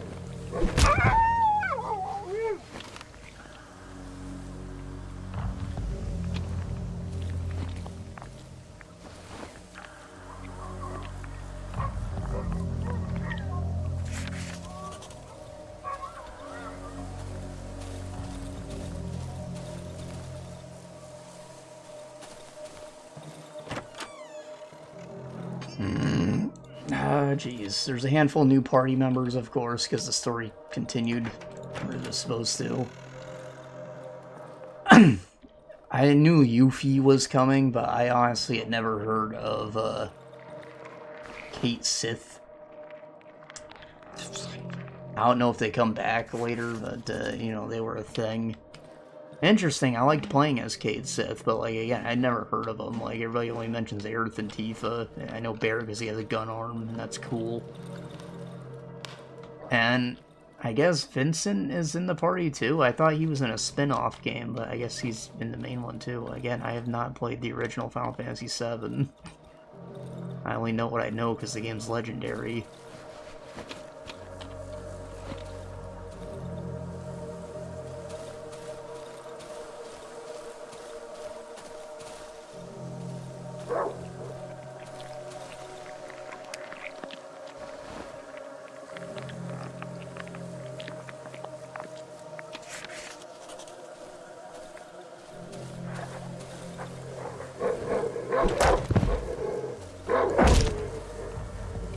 Shit.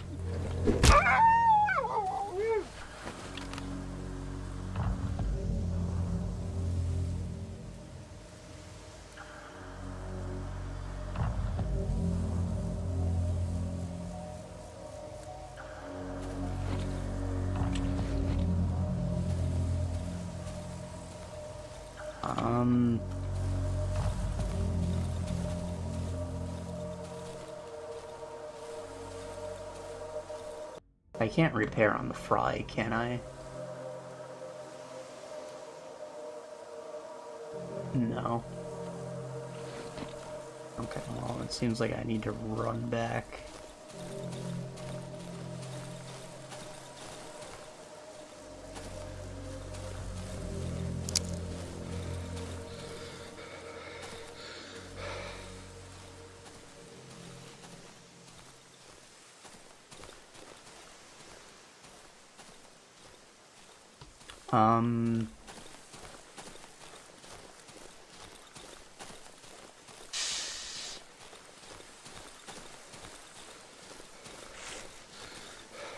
Oh, let me get a time estimate for you. I want to say I got to like the final stage of the game at around 60 hours, but then I swear I doubled it just playing mini games.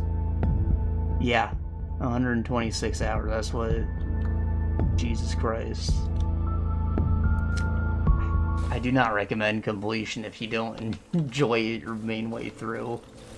There was a lot of padding, but I feel like doing all the side quests and stuff, I got XP, right? Like, you need to do all that to get to the strength that I was at, and I think that I was, like, exactly the right level whenever I continued the story. So, maybe that's exactly how long the game is going to take you, right? Ah, God. I don't know, I have a love-hate relationship with it. Like, I do think the gameplay is fun, like, the combat is fun, but it's just like a worse version of what the first part was. I don't think the open world added anything. I think there's way too many mini games.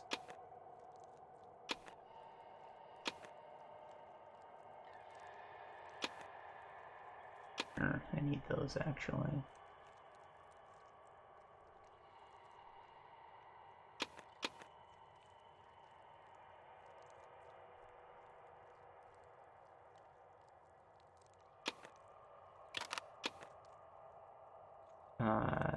Repair.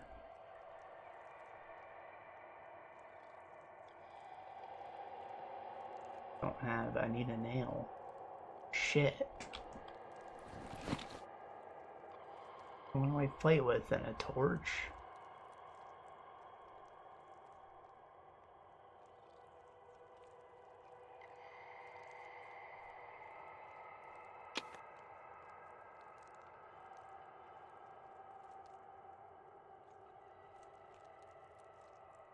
Can the torch be upgraded? No.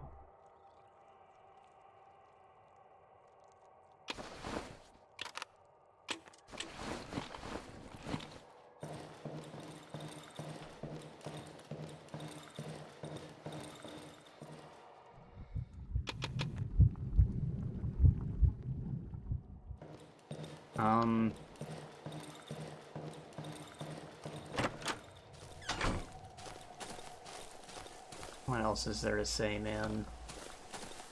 I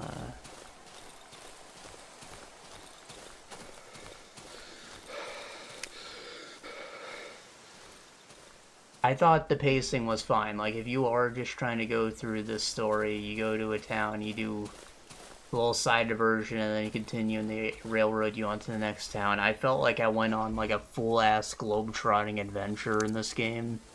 Like, I don't... Just like the first part, I do not think it was padded out or dragged out from what it originally was or anything. Because this was, of course, only a few hours. Not a few hours, you know, it was like half of the game. Which, I don't know how long the original thing is. I would assume maybe 40 hours or so.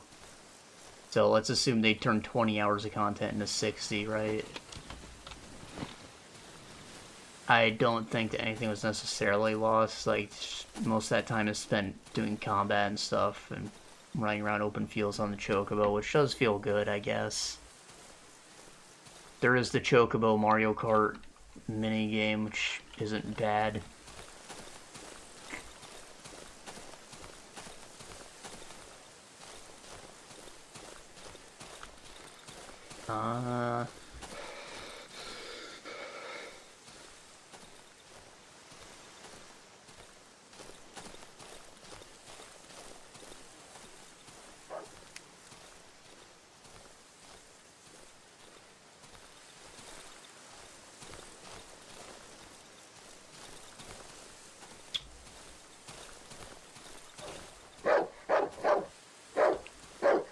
Do I talk about the story? I feel like I should. Like, the game is... The original game, at least, is, I think, what, 20 years old? Maybe more. And then the remake, obviously, I had to explain that things were just a little different. And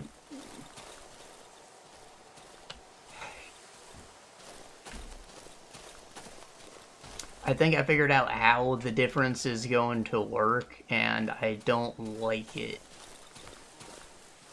So, like, the previous game, after you finished it, you got a clip of, Zack, like, pulling Cloud out of the rubble. Which was crazy, because Zack is not supposed to be alive anymore, so that's what we thought was different. We thought we did all the bullshit with the fake ghosts and whatnot, and we changed something. And this game opens up with another scene with Zack, like, after all of that. And we think that something changed again. Shit.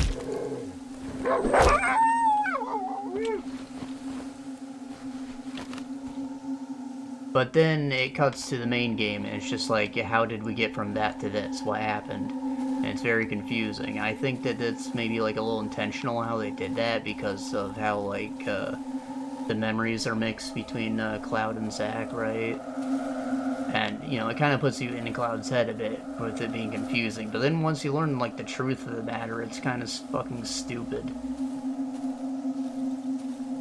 Because, no, it has nothing to do with that. It's something else entirely.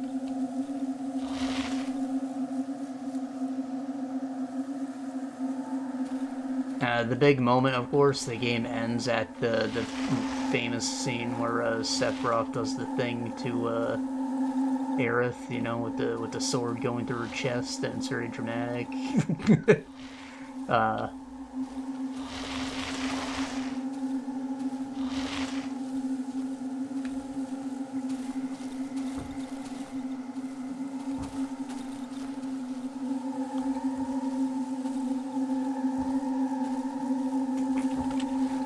A lot of people thought that Aerith was going to live this time. They thought that maybe that was the difference that was coming. And you know, TLDR, nothing was changed there. But they made the scene, like, very, very confusing.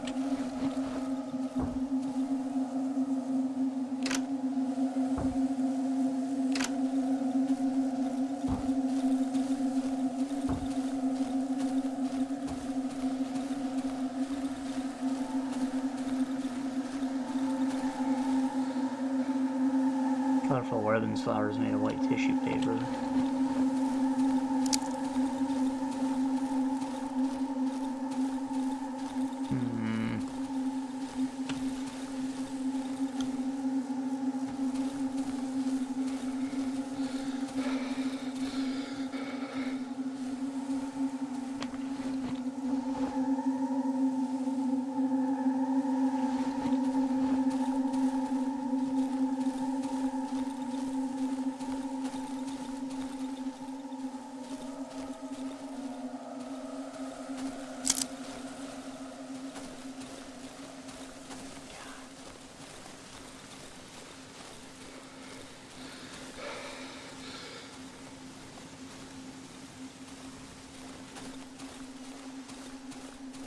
I'm probably gonna die out here, but I can at least try to get closer to home.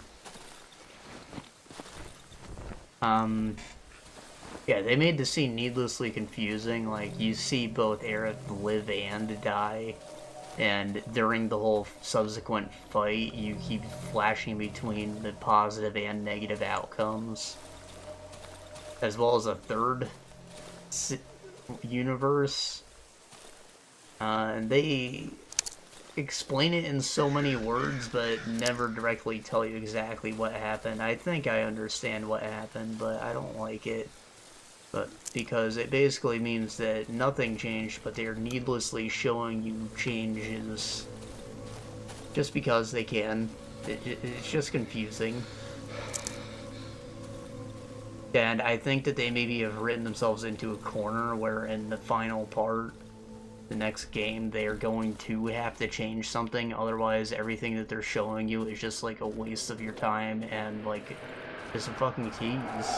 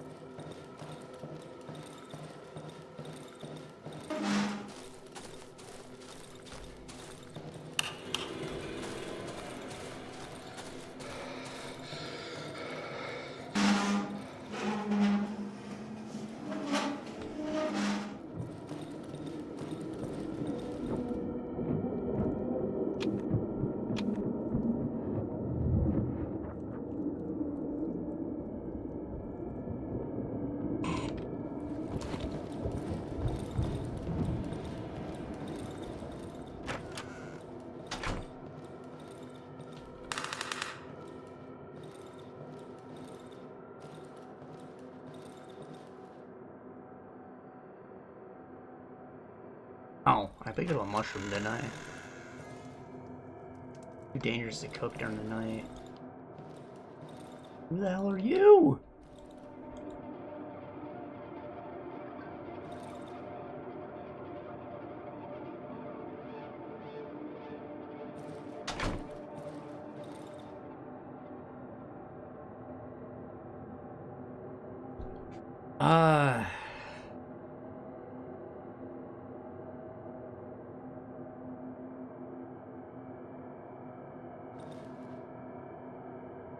I don't know, otherwise everything was fine, it was fun. There's some weird cringe acting with the way these characters act. I think it's maybe just a translation of Japanese to English, like, that makes it weird, though. I mean, it's kind of unique to Final Fantasy, the way it happens, so I don't know about that. Maybe it's intentional, but it's weird.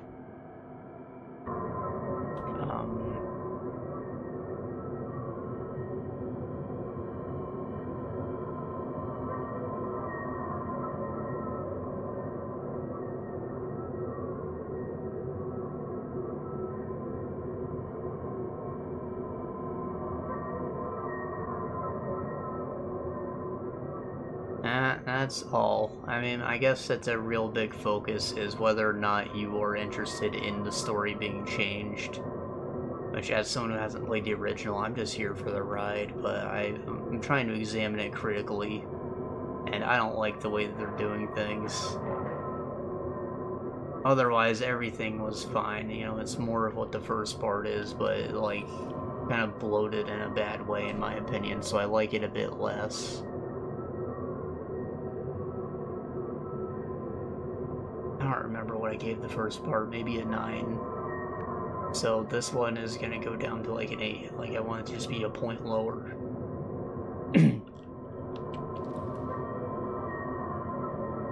The open world isn't necessarily like bad. Like, riding the chocobo is fun, it's just it doesn't add anything. It's just like a big waste of your time. That's what I don't like about it, but like, if that's your thing, then I'm sure you're in heaven.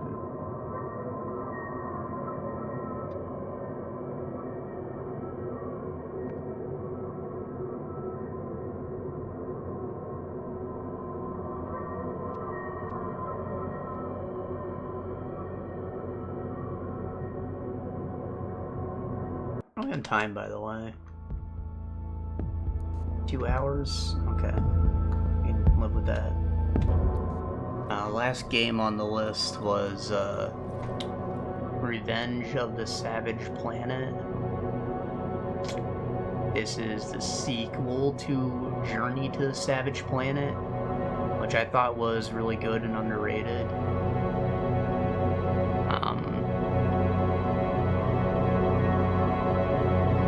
Basically, it was a...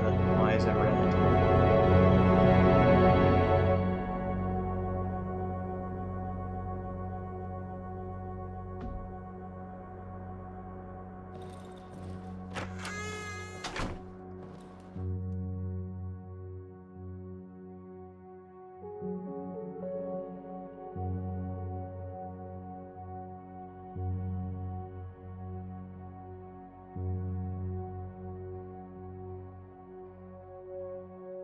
I have enough for the watch.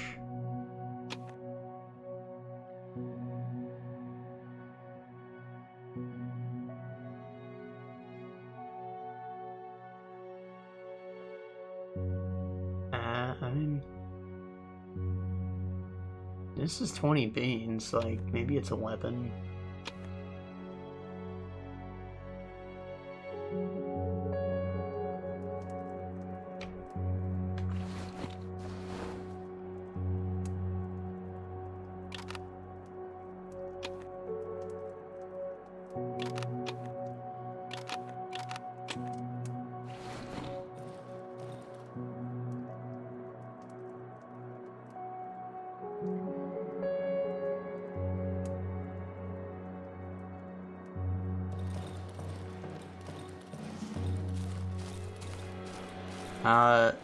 So yeah, Journey to the Savage Planet was like a sort of comedy Metroid Prime clone. Everything about it was just really silly, like the puzzles to bitch slap chickens into meat grinders to open doors, and like when you went back to your ship there were these wacky infomercials, and your boss man was a bit of a goofball. He'd call you on the radio and tell you what to do, and you had these fun upgrades. There's fun 3D platforming to it. Like, it was great. I loved that game. The sequel, they changed things up a bit. They made it third person. And you, what was it, Kindred? The company you worked for in the first game now belongs to a different company.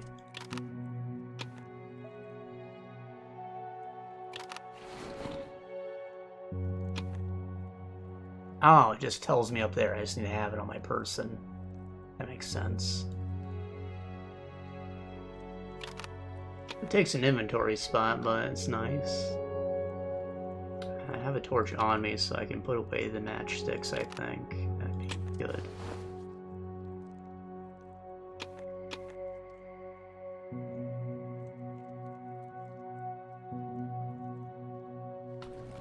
This.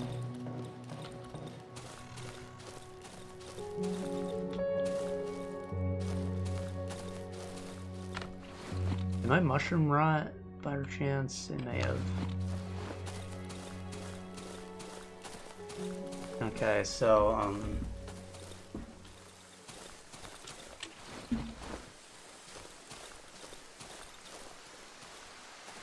raining.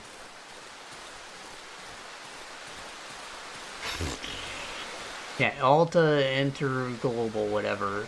You are part of like a colonization project, and as soon as your ship arrives at its destination, you wake out of cryosleep and find that the company has gone like bankrupt and you got laid off. So the whole project's kind of canceled. I mean, everything's there, it's ready. You can call down stuff to colonize the planet and whatnot, but it's all on you. Nobody's coming. Your settlement is called New Florida. Population 1, because you're the only one there. You can call out all these houses and stuff and just get like a ghost town. It's kind of funny, but also kind of weird. You also find that your ship like hit some shit, broke apart, so all your survival equipment is just gone, scattered. You gotta go look for it. Metroidvania upgrades, you know.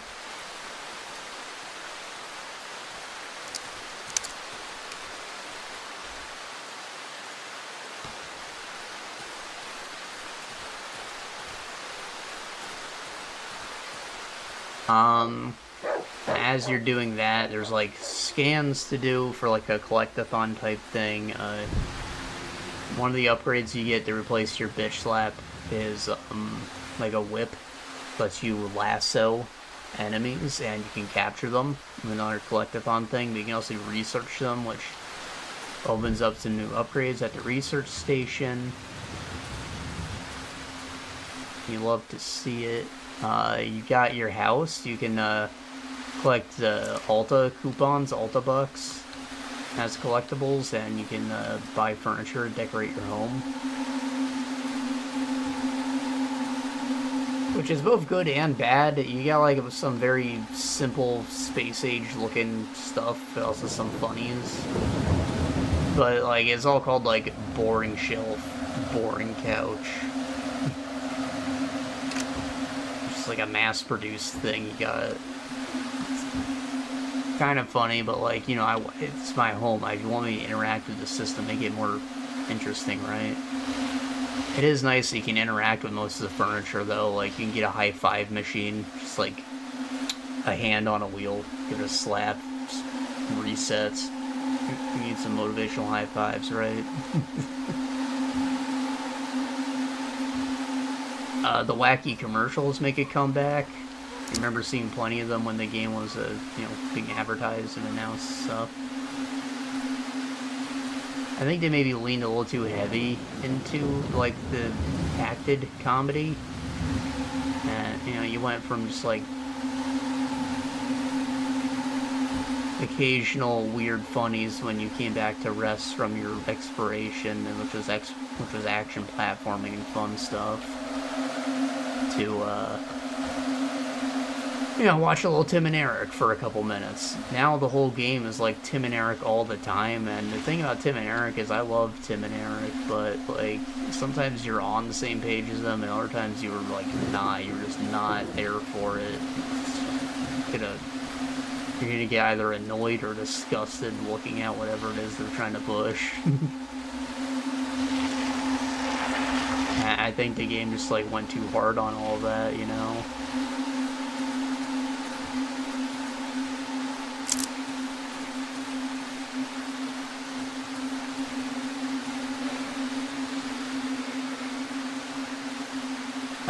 And that brings me to the next big change. You have like a robot drone companion. It's sort of a narrator. Most of the story is told through this thing. You can pick two voices for it. There's like the sort of energetic corporate woman and then the like superhero All Might sounding man. And you can totally mute the drone if you want, or you can tone it down, but it tells you in the settings that you should not do it on your first playthrough because most of the story is told through the drone. But yeah, you're just gonna get like jokes from this thing constantly, and you're either gonna love it or hate it. I think when there's rapid fire jokes like this, just like Immortals Phoenix Rising, which I loved, there's gonna be a lot of jokes that are misses. And, you know, nothing's worse than just hearing bad jokes over and over. Sometimes they will make you laugh, though. I think it's the more subtle things, like the scans, that made me laugh the most. Like, one of the side missions, your side objectives while you're exploring these planets, is to look for a way to sue Alta for what they did to you. So you dig up some of their dirty laundry, you find they're like dumping trash on some plants and stuff like that. One of them is like cryopods of people they made disappear. I looked at one of the cryopods, it was like these are contractors who stuck around too long under the promise of being hired and just never were. I'm like, oh my god, that's my best friend. Who recently quit his job after like 5 years because they never hired him. Just going to interviews like every 2 months, and they still just never did.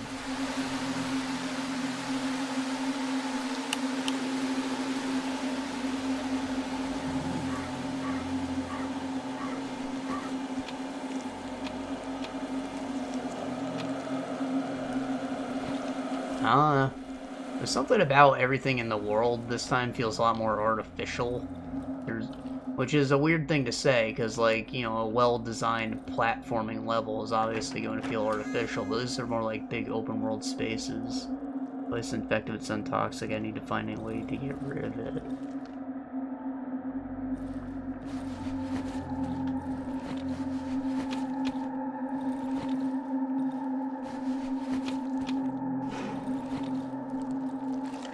Ah.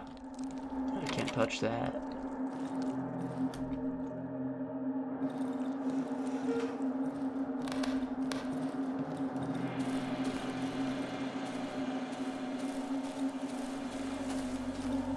I think I might be able to break that wall.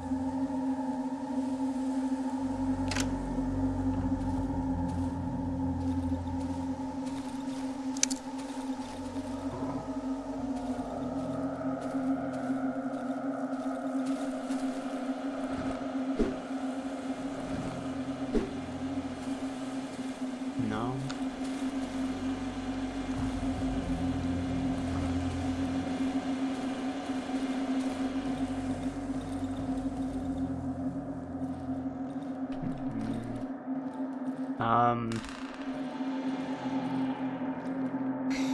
There's no boss fights. I mean, there is one for the like grand finale, but you know, I would expect more from like each planet you go to. You got like a whole little solar system to explore.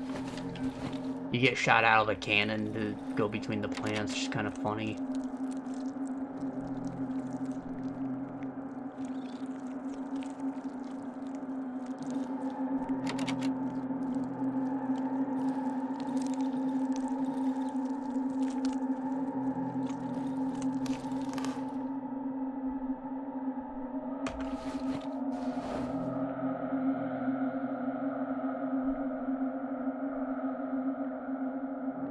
I have a Molotov. Can I burn it away?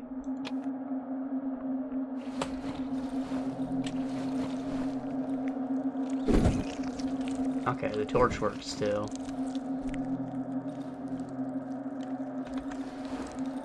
I think the Molotov might be more of an effective method, but, you know, good to know.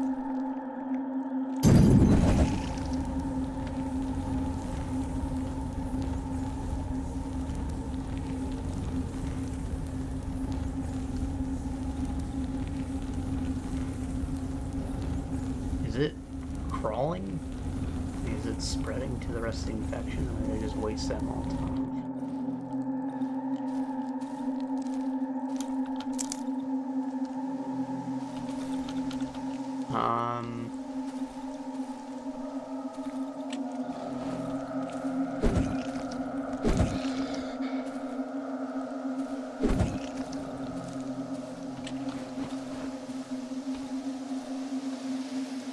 Oh, and I don't mean to, like, criticize the artificial feeling. It may have very well been intentional when it comes to how the story goes. I don't want to get too much into that, though.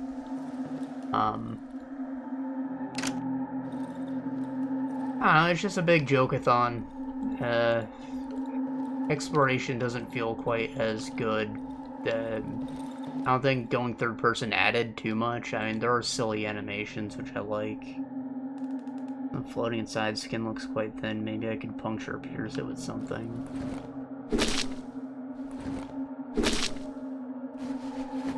Embryo. What the hell?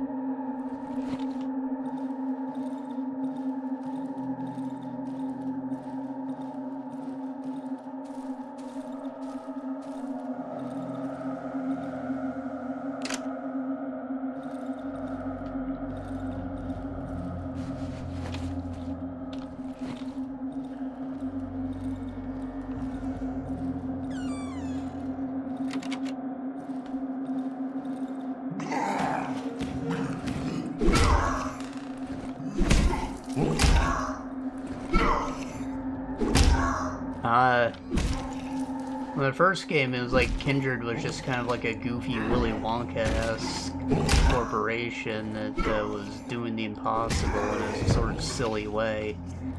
Alta is just like the shitty version that took everything they did and does it worse.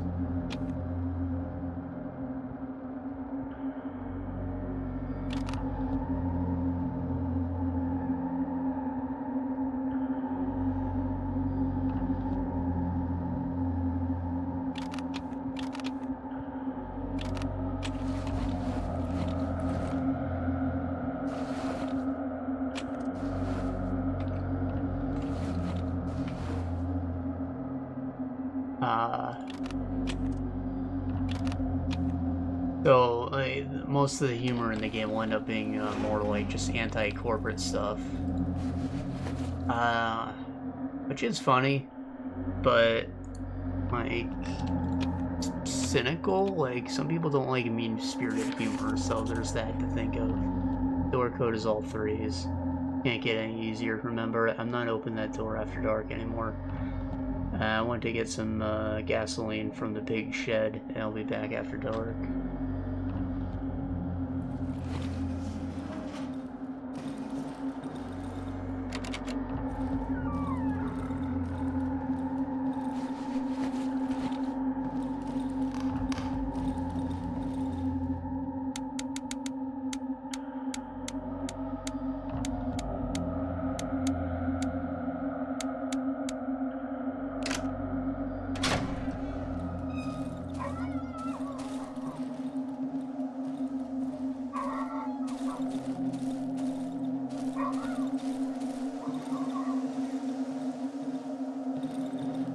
Gasoline in here?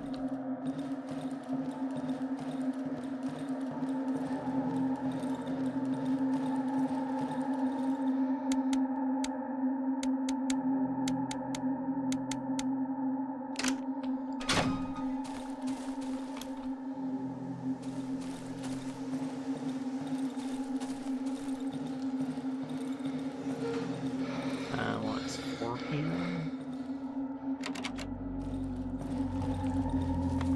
My inventory is full. Should I just go back? I think I should maybe go back. Like, we made progress. We opened up a shortcut.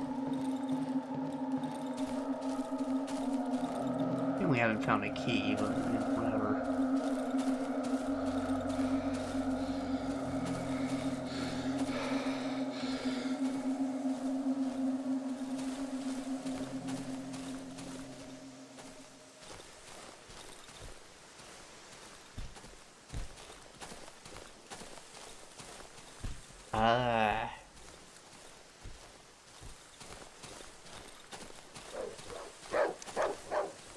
With the exploration, some of the upgrades are a bit, like, redundant or unnecessary. When you look at the map, it'll usually tell you if you have the means to acquire a certain collectible that's marked.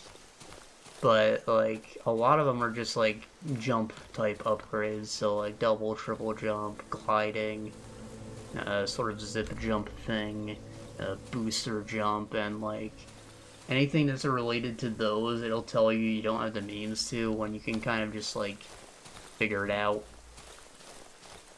Maybe you got the glider before you got the zip jump, and now, like, you know, you just jump off someplace really high and glide to the place you're trying to go. So, and the game, it's aware that you're able to do it. The drone will always point it out. I'm like, well, why didn't you just tell me I could do it? I don't know. Feel weird about that. Not that it's a negative or anything.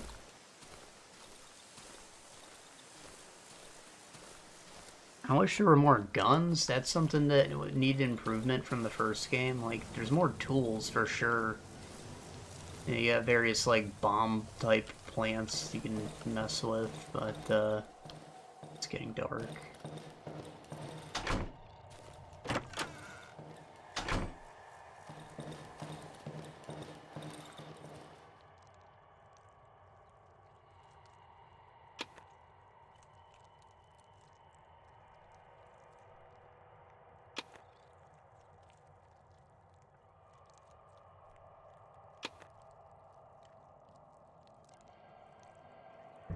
Do I cook the embryo, do you think?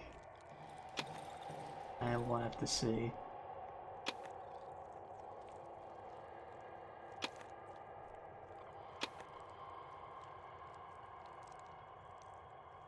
Or that, or it's just very valuable.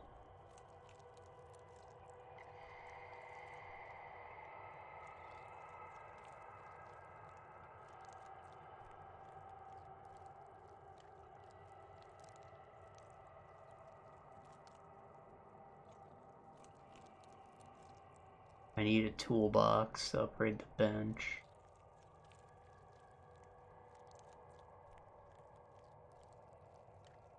Staff be repaired? It cannot.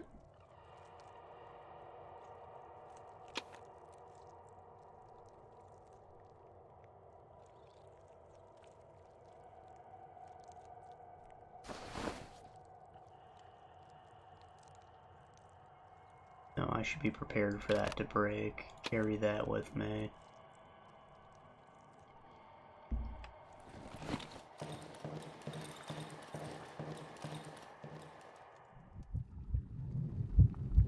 Okay.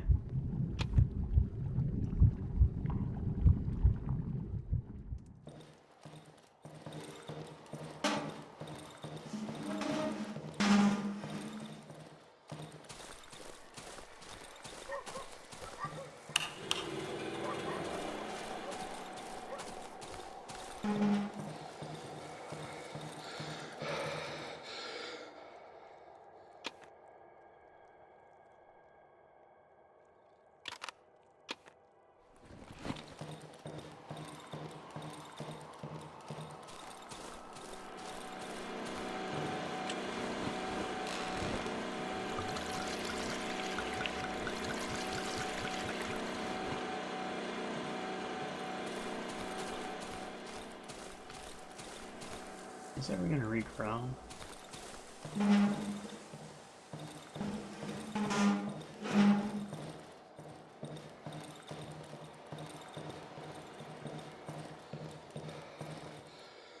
What have I got here? Do I got boards and nails? Barely. I don't think it's enough. To rough it out again.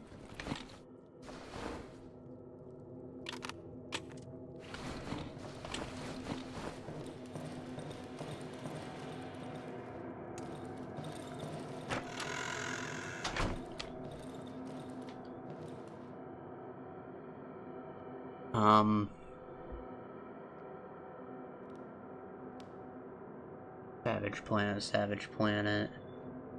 You can customize your character now. That's something that was nice about them going third person. Collectibles, you can get, you know, little costume pieces. One of them's a collaboration with Dave the Diver, so you can be Dave the Diver if you want. Or you can mix pieces, like I made Dave the Helldiver. I love it. It's perfect.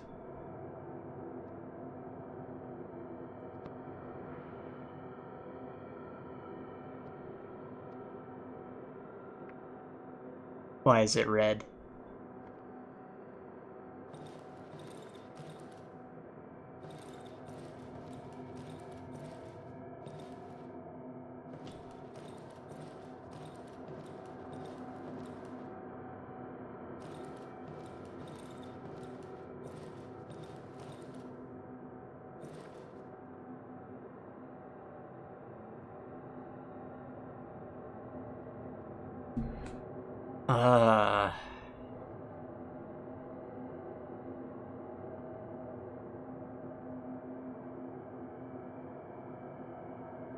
It wasn't too long, it's just it lacked, like, peaks, I guess, is how I feel about it. Like, you just do things, there's plenty of things to do, but it feels like nobody cared about making the things to do fun. They're funny, but are they fun? Is it, like, meaningful? Is it well-designed stuff? Like, a bunch of big open spaces, not carefully designed when you're platforming levels.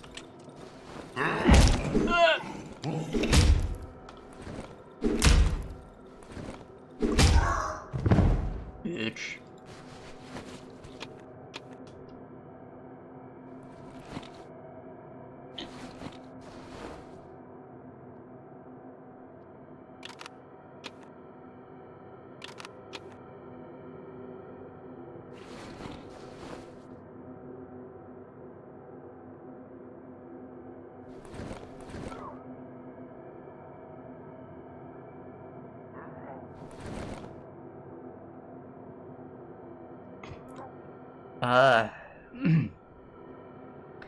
Maybe it was all intentional, though.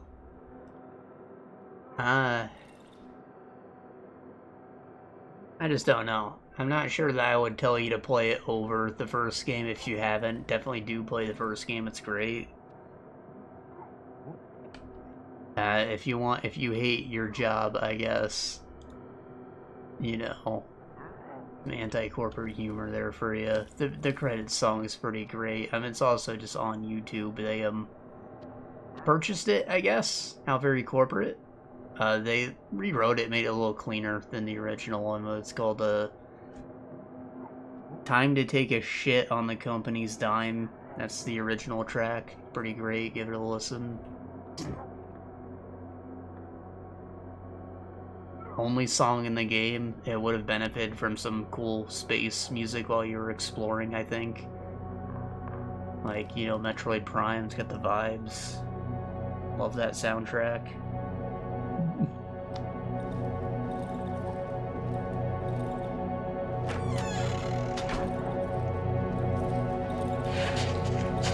Holy fuck, it's a dog!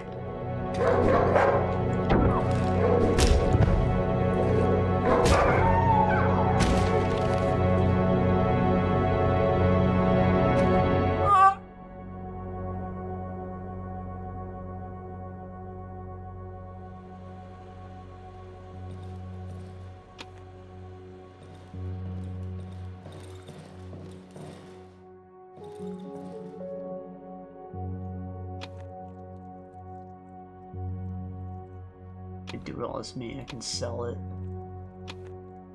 Sell my meat.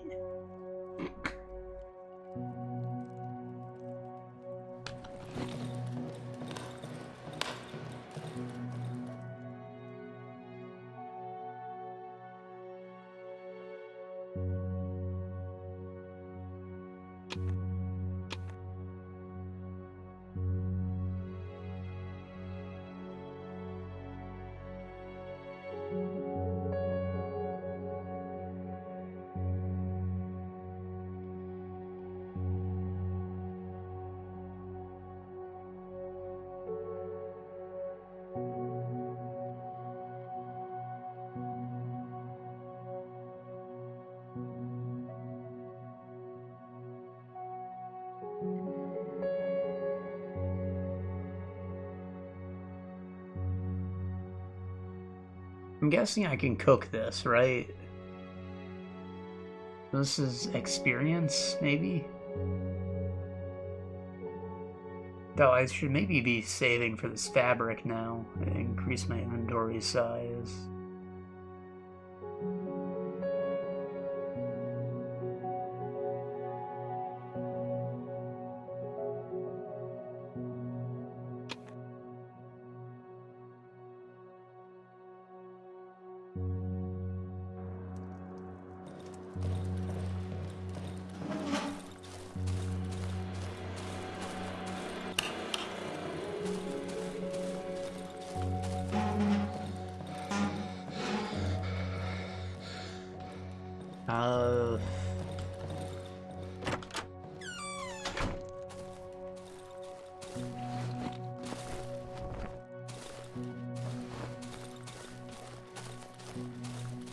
So, like, the long tail of the game, it did not sell well after releasing, and I think that does come down partially to, advertising.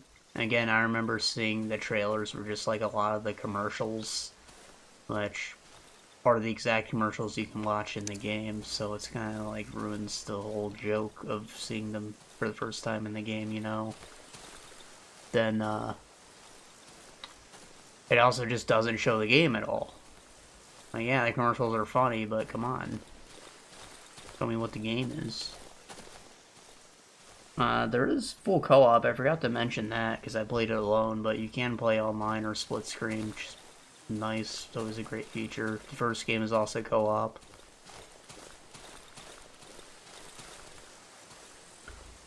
But the developer has gone and done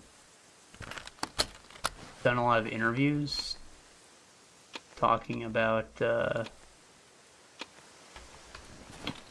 like marketing stuff, you know, like the game did release on Game Pass. He blames the lack of sales largely on that because it's not like it's just there. People might try it because it's on Game Pass and they have it, but it's also not being advertised to them. They just might not ever touch it, and then there's no good word of mouth.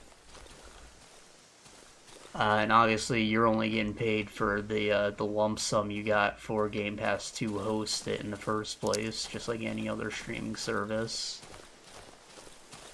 So, like, just a couple, like a month or two after release, he was already doing, like, pretty steep discounts on it, which did boost his sales a lot. He thought it was a good move, but it also devalued the game, so now nobody's really going to buy it at full price because you can either play it on Game Pass for free, or you can get it at the, like, 50% or whatever it's at already. You know, the things kind of got a little messy there.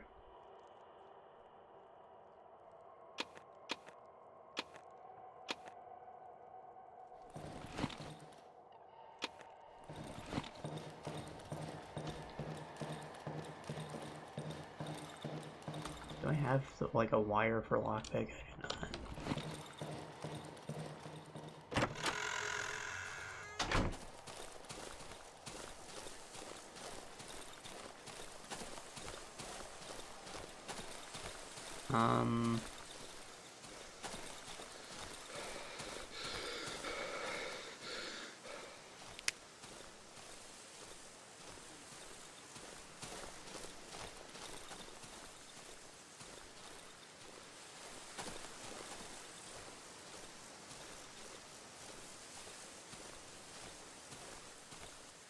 My thoughts on it are basically just in line with his. Like, yeah, I think Game Pass is maybe not the move for indie studios. If you're a big AAA studio and you expect literally everyone to play your game, then yeah, put it on the streaming service.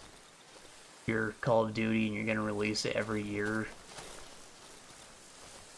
I'm not sure what the answer is. Like, maybe people are getting fatigued and they don't want to buy every new Call of Duty now, but they also do, and if they do buy every new Call of Duty, then you're still making a lot more money selling it that way. It is part of Game Pass, though. It's part of the premium Game Pass, right? Xbox recognizes the value, so you need to pay the extra subscription to get the Call of Duty version.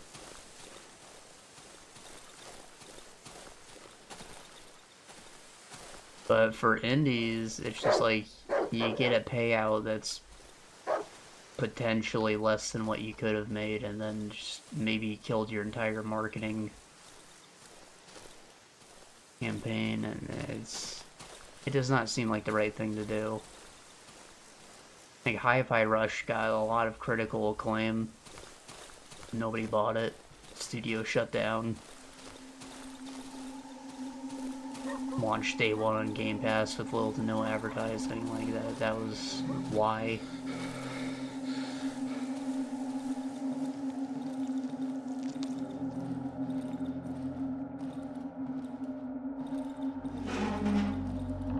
And now Game Pass is scaling back somehow. I don't remember the exact changes, but they announced it like this week that it's only going to be for a few things now. Because they're just tired of hosting crap that nobody's playing, I guess. I don't know. It seems like it is going from something that I only kind of didn't want to use because I'm a boomer and I like to buy licenses to things that I don't own, to just straight different now, and it's something I probably will not ever use. I basically only use a Game Pass for just like a collection of multiplayer games that I can play with my friends. That's what hosts Fortnite and Call of Duty and Deep Rock Galactic and Helldivers. Like, that would be a good service, actually. Treat it like a club if that's what you want to do, like a service. Like, it's a place with things to do. It's an arcade. Hey there, friend. In the last tile, yeah. Look for an exit beneath the floor.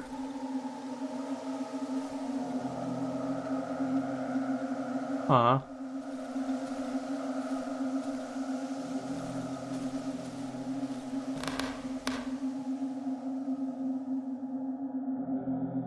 The wedding. Silent Forest hideout.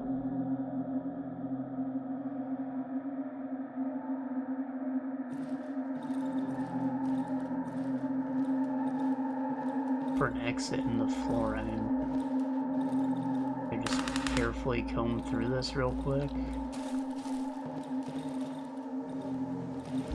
Or is he talking about the Silent Forest hideout?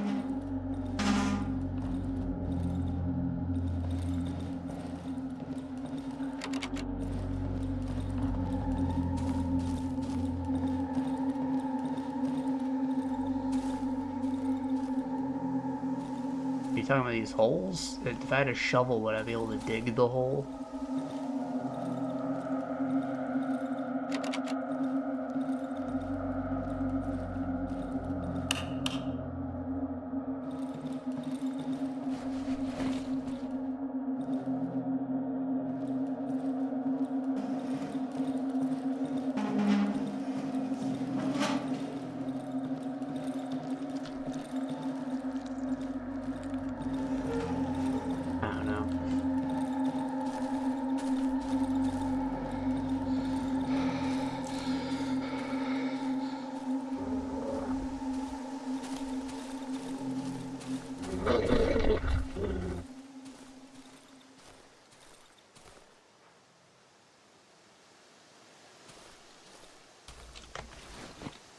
So had I just pressed on the other night, I maybe would have found the map and just went for this hideout instead.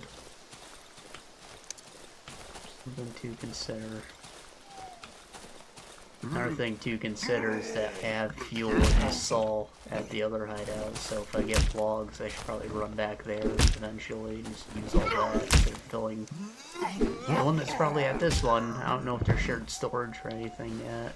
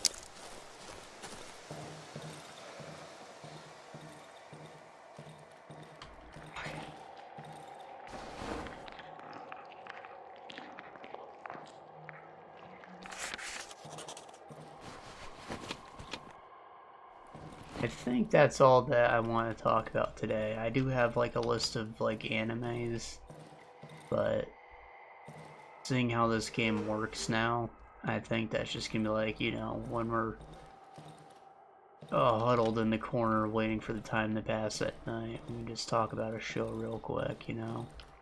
I think those will be good ways to fill the space.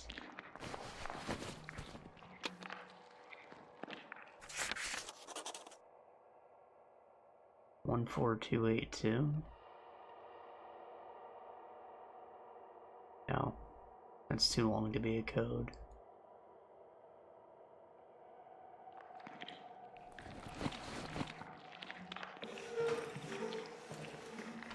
Nothing in there.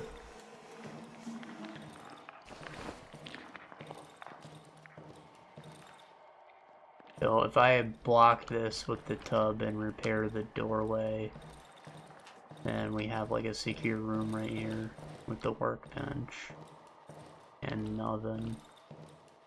No lights though. Bike bell. Someone has attached a note to it.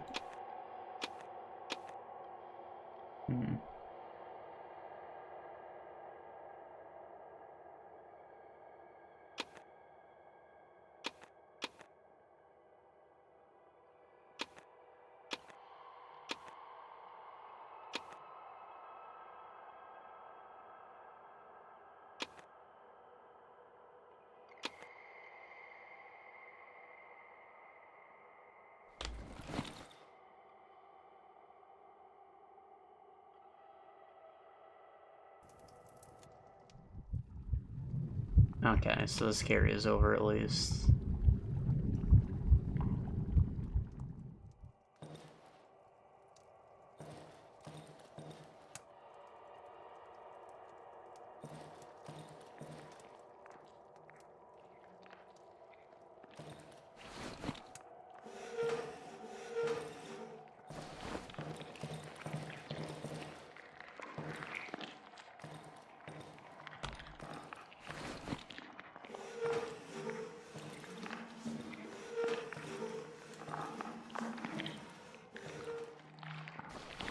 Hey, mushrooms.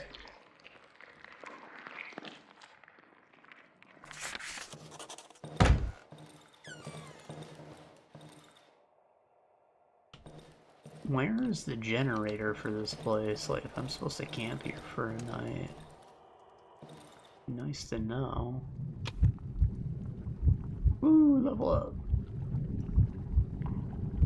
I got one of these too. Heal myself by staying next to a light source. Learn my current location.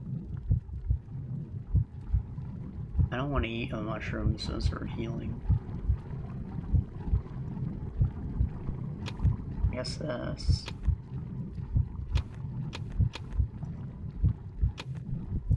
So I'm thinking those shadows that like fucked up the lamps were not present before I leveled up.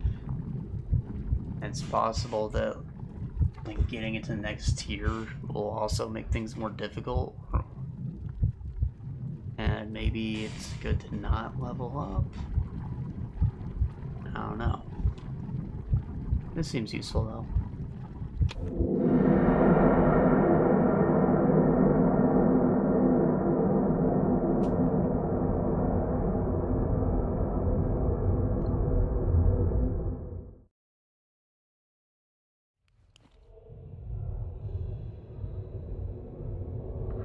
Huh. Where the hell am I?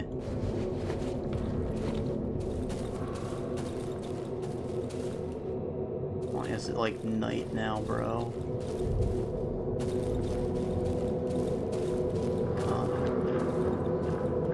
I have a flashlight.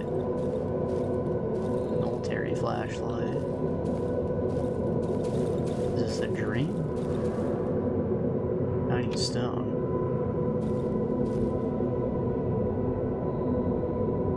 Rest your ear against the keyhole. You hear a faint voice through thowing lips. Sounds familiar. Seems to become through the keyhole. Someone's calling me. Look through the keyhole. Is that another ear? What the fuck is that?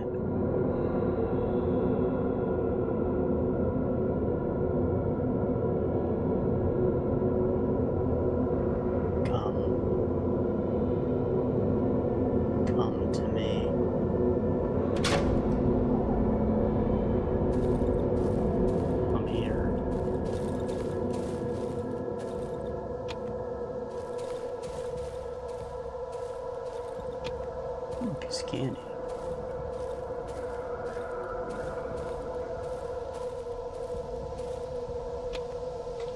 So the flashlight kind of like gets aimed with your mouse. You can look ahead with it. It's interesting.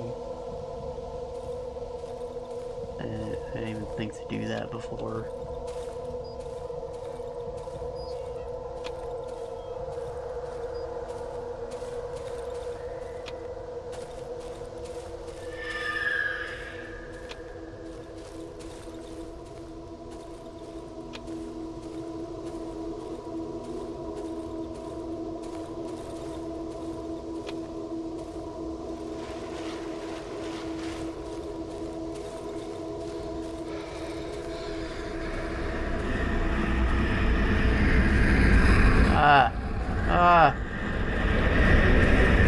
Go away. Oh, shit. Oh, God.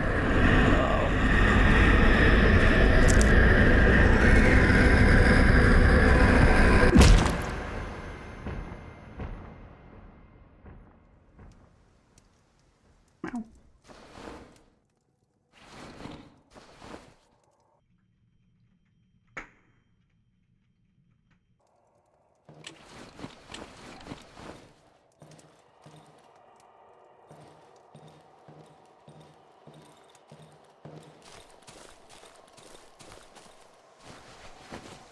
Castle of Beans. You bastard. Fan belt. Saw has some fuel in it. Here's the generator.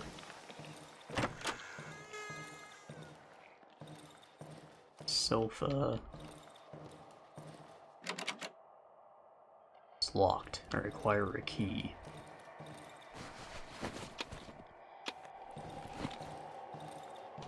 Potatoes, potatoes.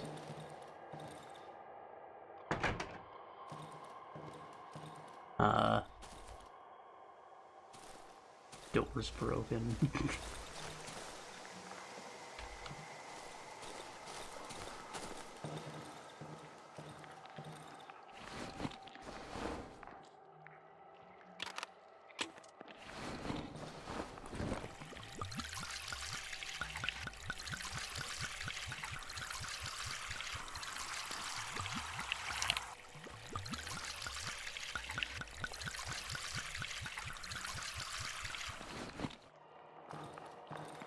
It'll be dark very soon.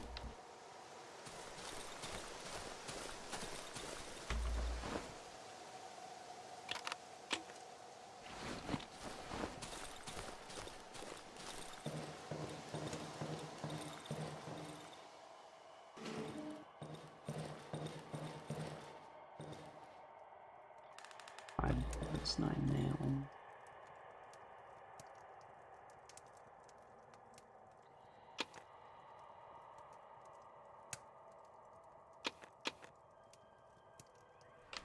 Can I, like, cook the...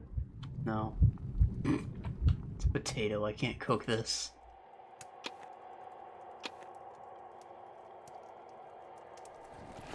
What's this say?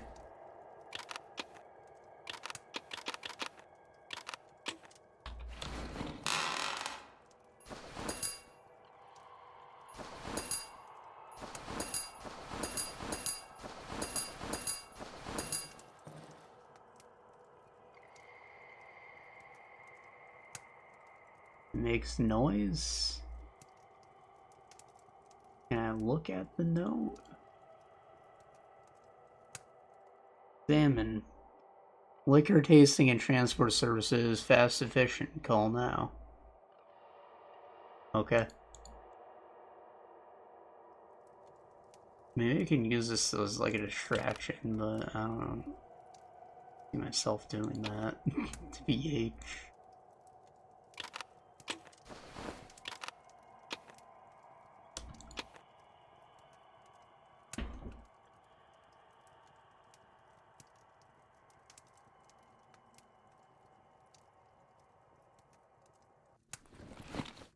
Okay, okay. It's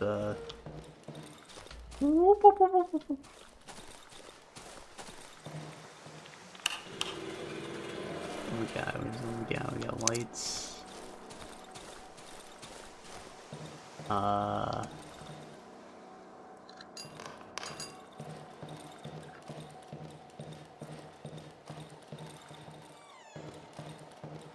You want to be in an illuminated room.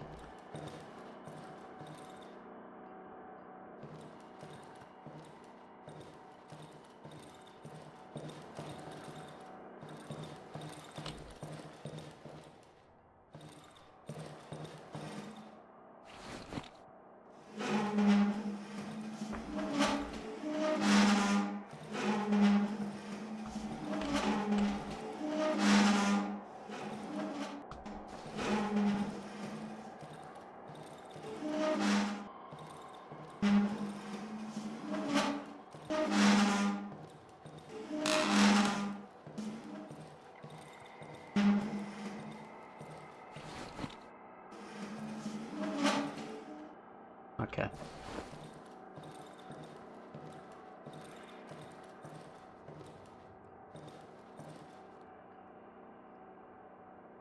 And the time, about 3 hours. 4 a.m. I might stop after this. Like, we just got to the new area and we're setting up our new base. This seems like an okay place. Game is interesting. It's a little slow, but interesting.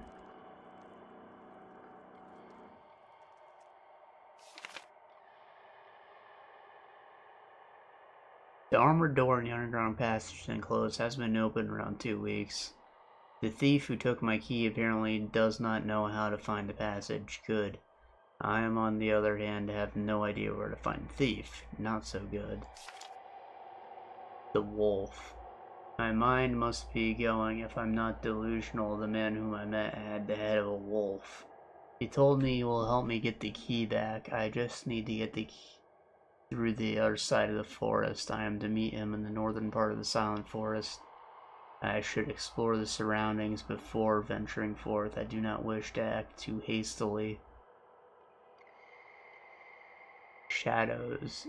It was a rotten, strange night. Shadowy silhouettes emerged from the corners of my hideout.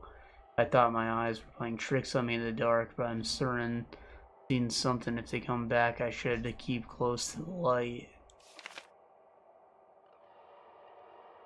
Scribblies.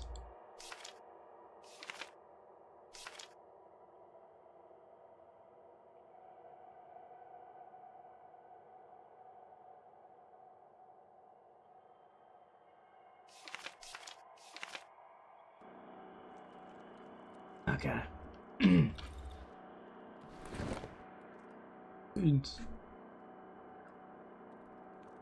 Oh, the altars is of course on the list still, but I'm still not quite done. I'm not like actively playing it, but I do want to get to the... I'm on the alternate route of my first playthrough still. I'm on Act 3 of it. I will probably finish it the next time I play it.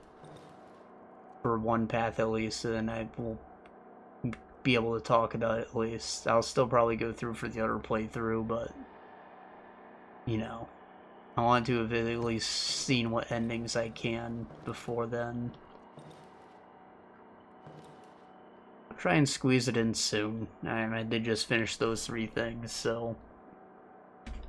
There's room.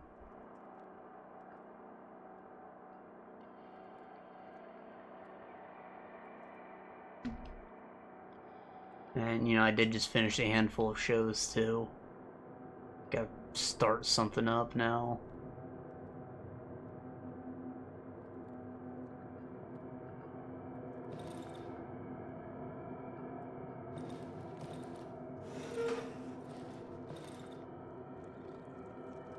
Is that another, like, well?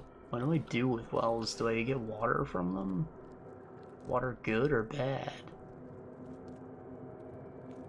Can I water the mushroom remains?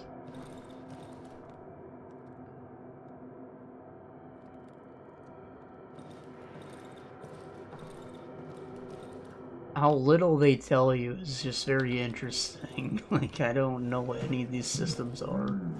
I know they're there. Oh, fuck.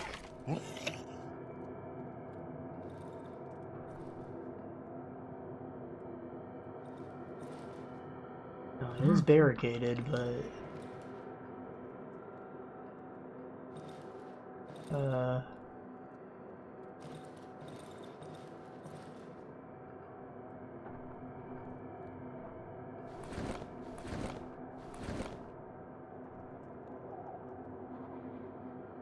No.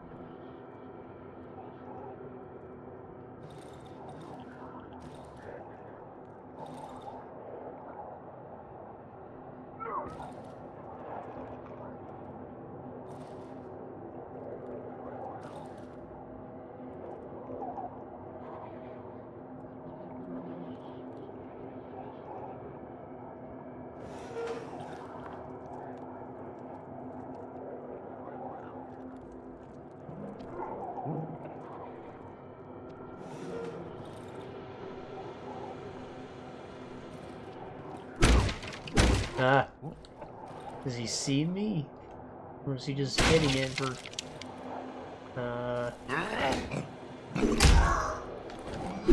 Ugh. Fuck.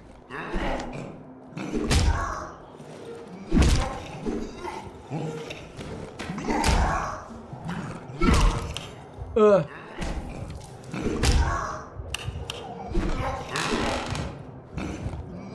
The dodge is a back step. Fuck.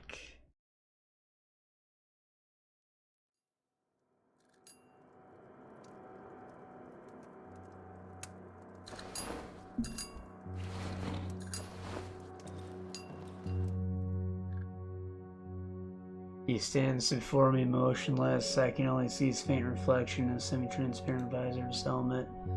Suddenly he starts to move quicker as if looking for something in his pocket. 6 feet charcoal searches his palm. There's no way out of here, brother. The mirror is rent, then wipes with his sleeve and continues scribbling. We're stuck with each other.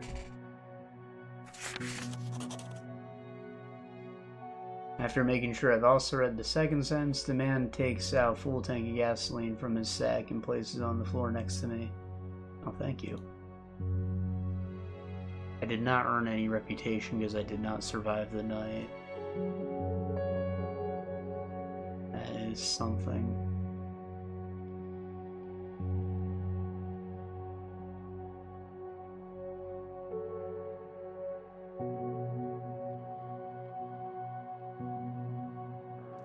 I feel like I made a mistake buying the watch first.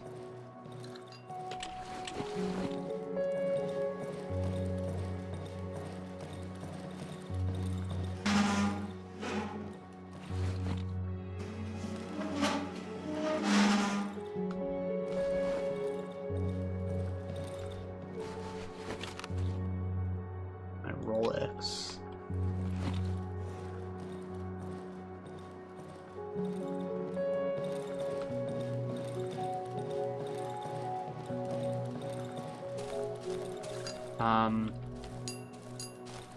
Yeah.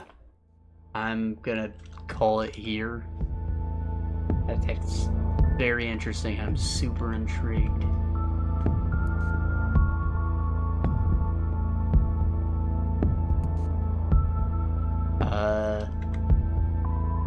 Yeah. That's about it. See you.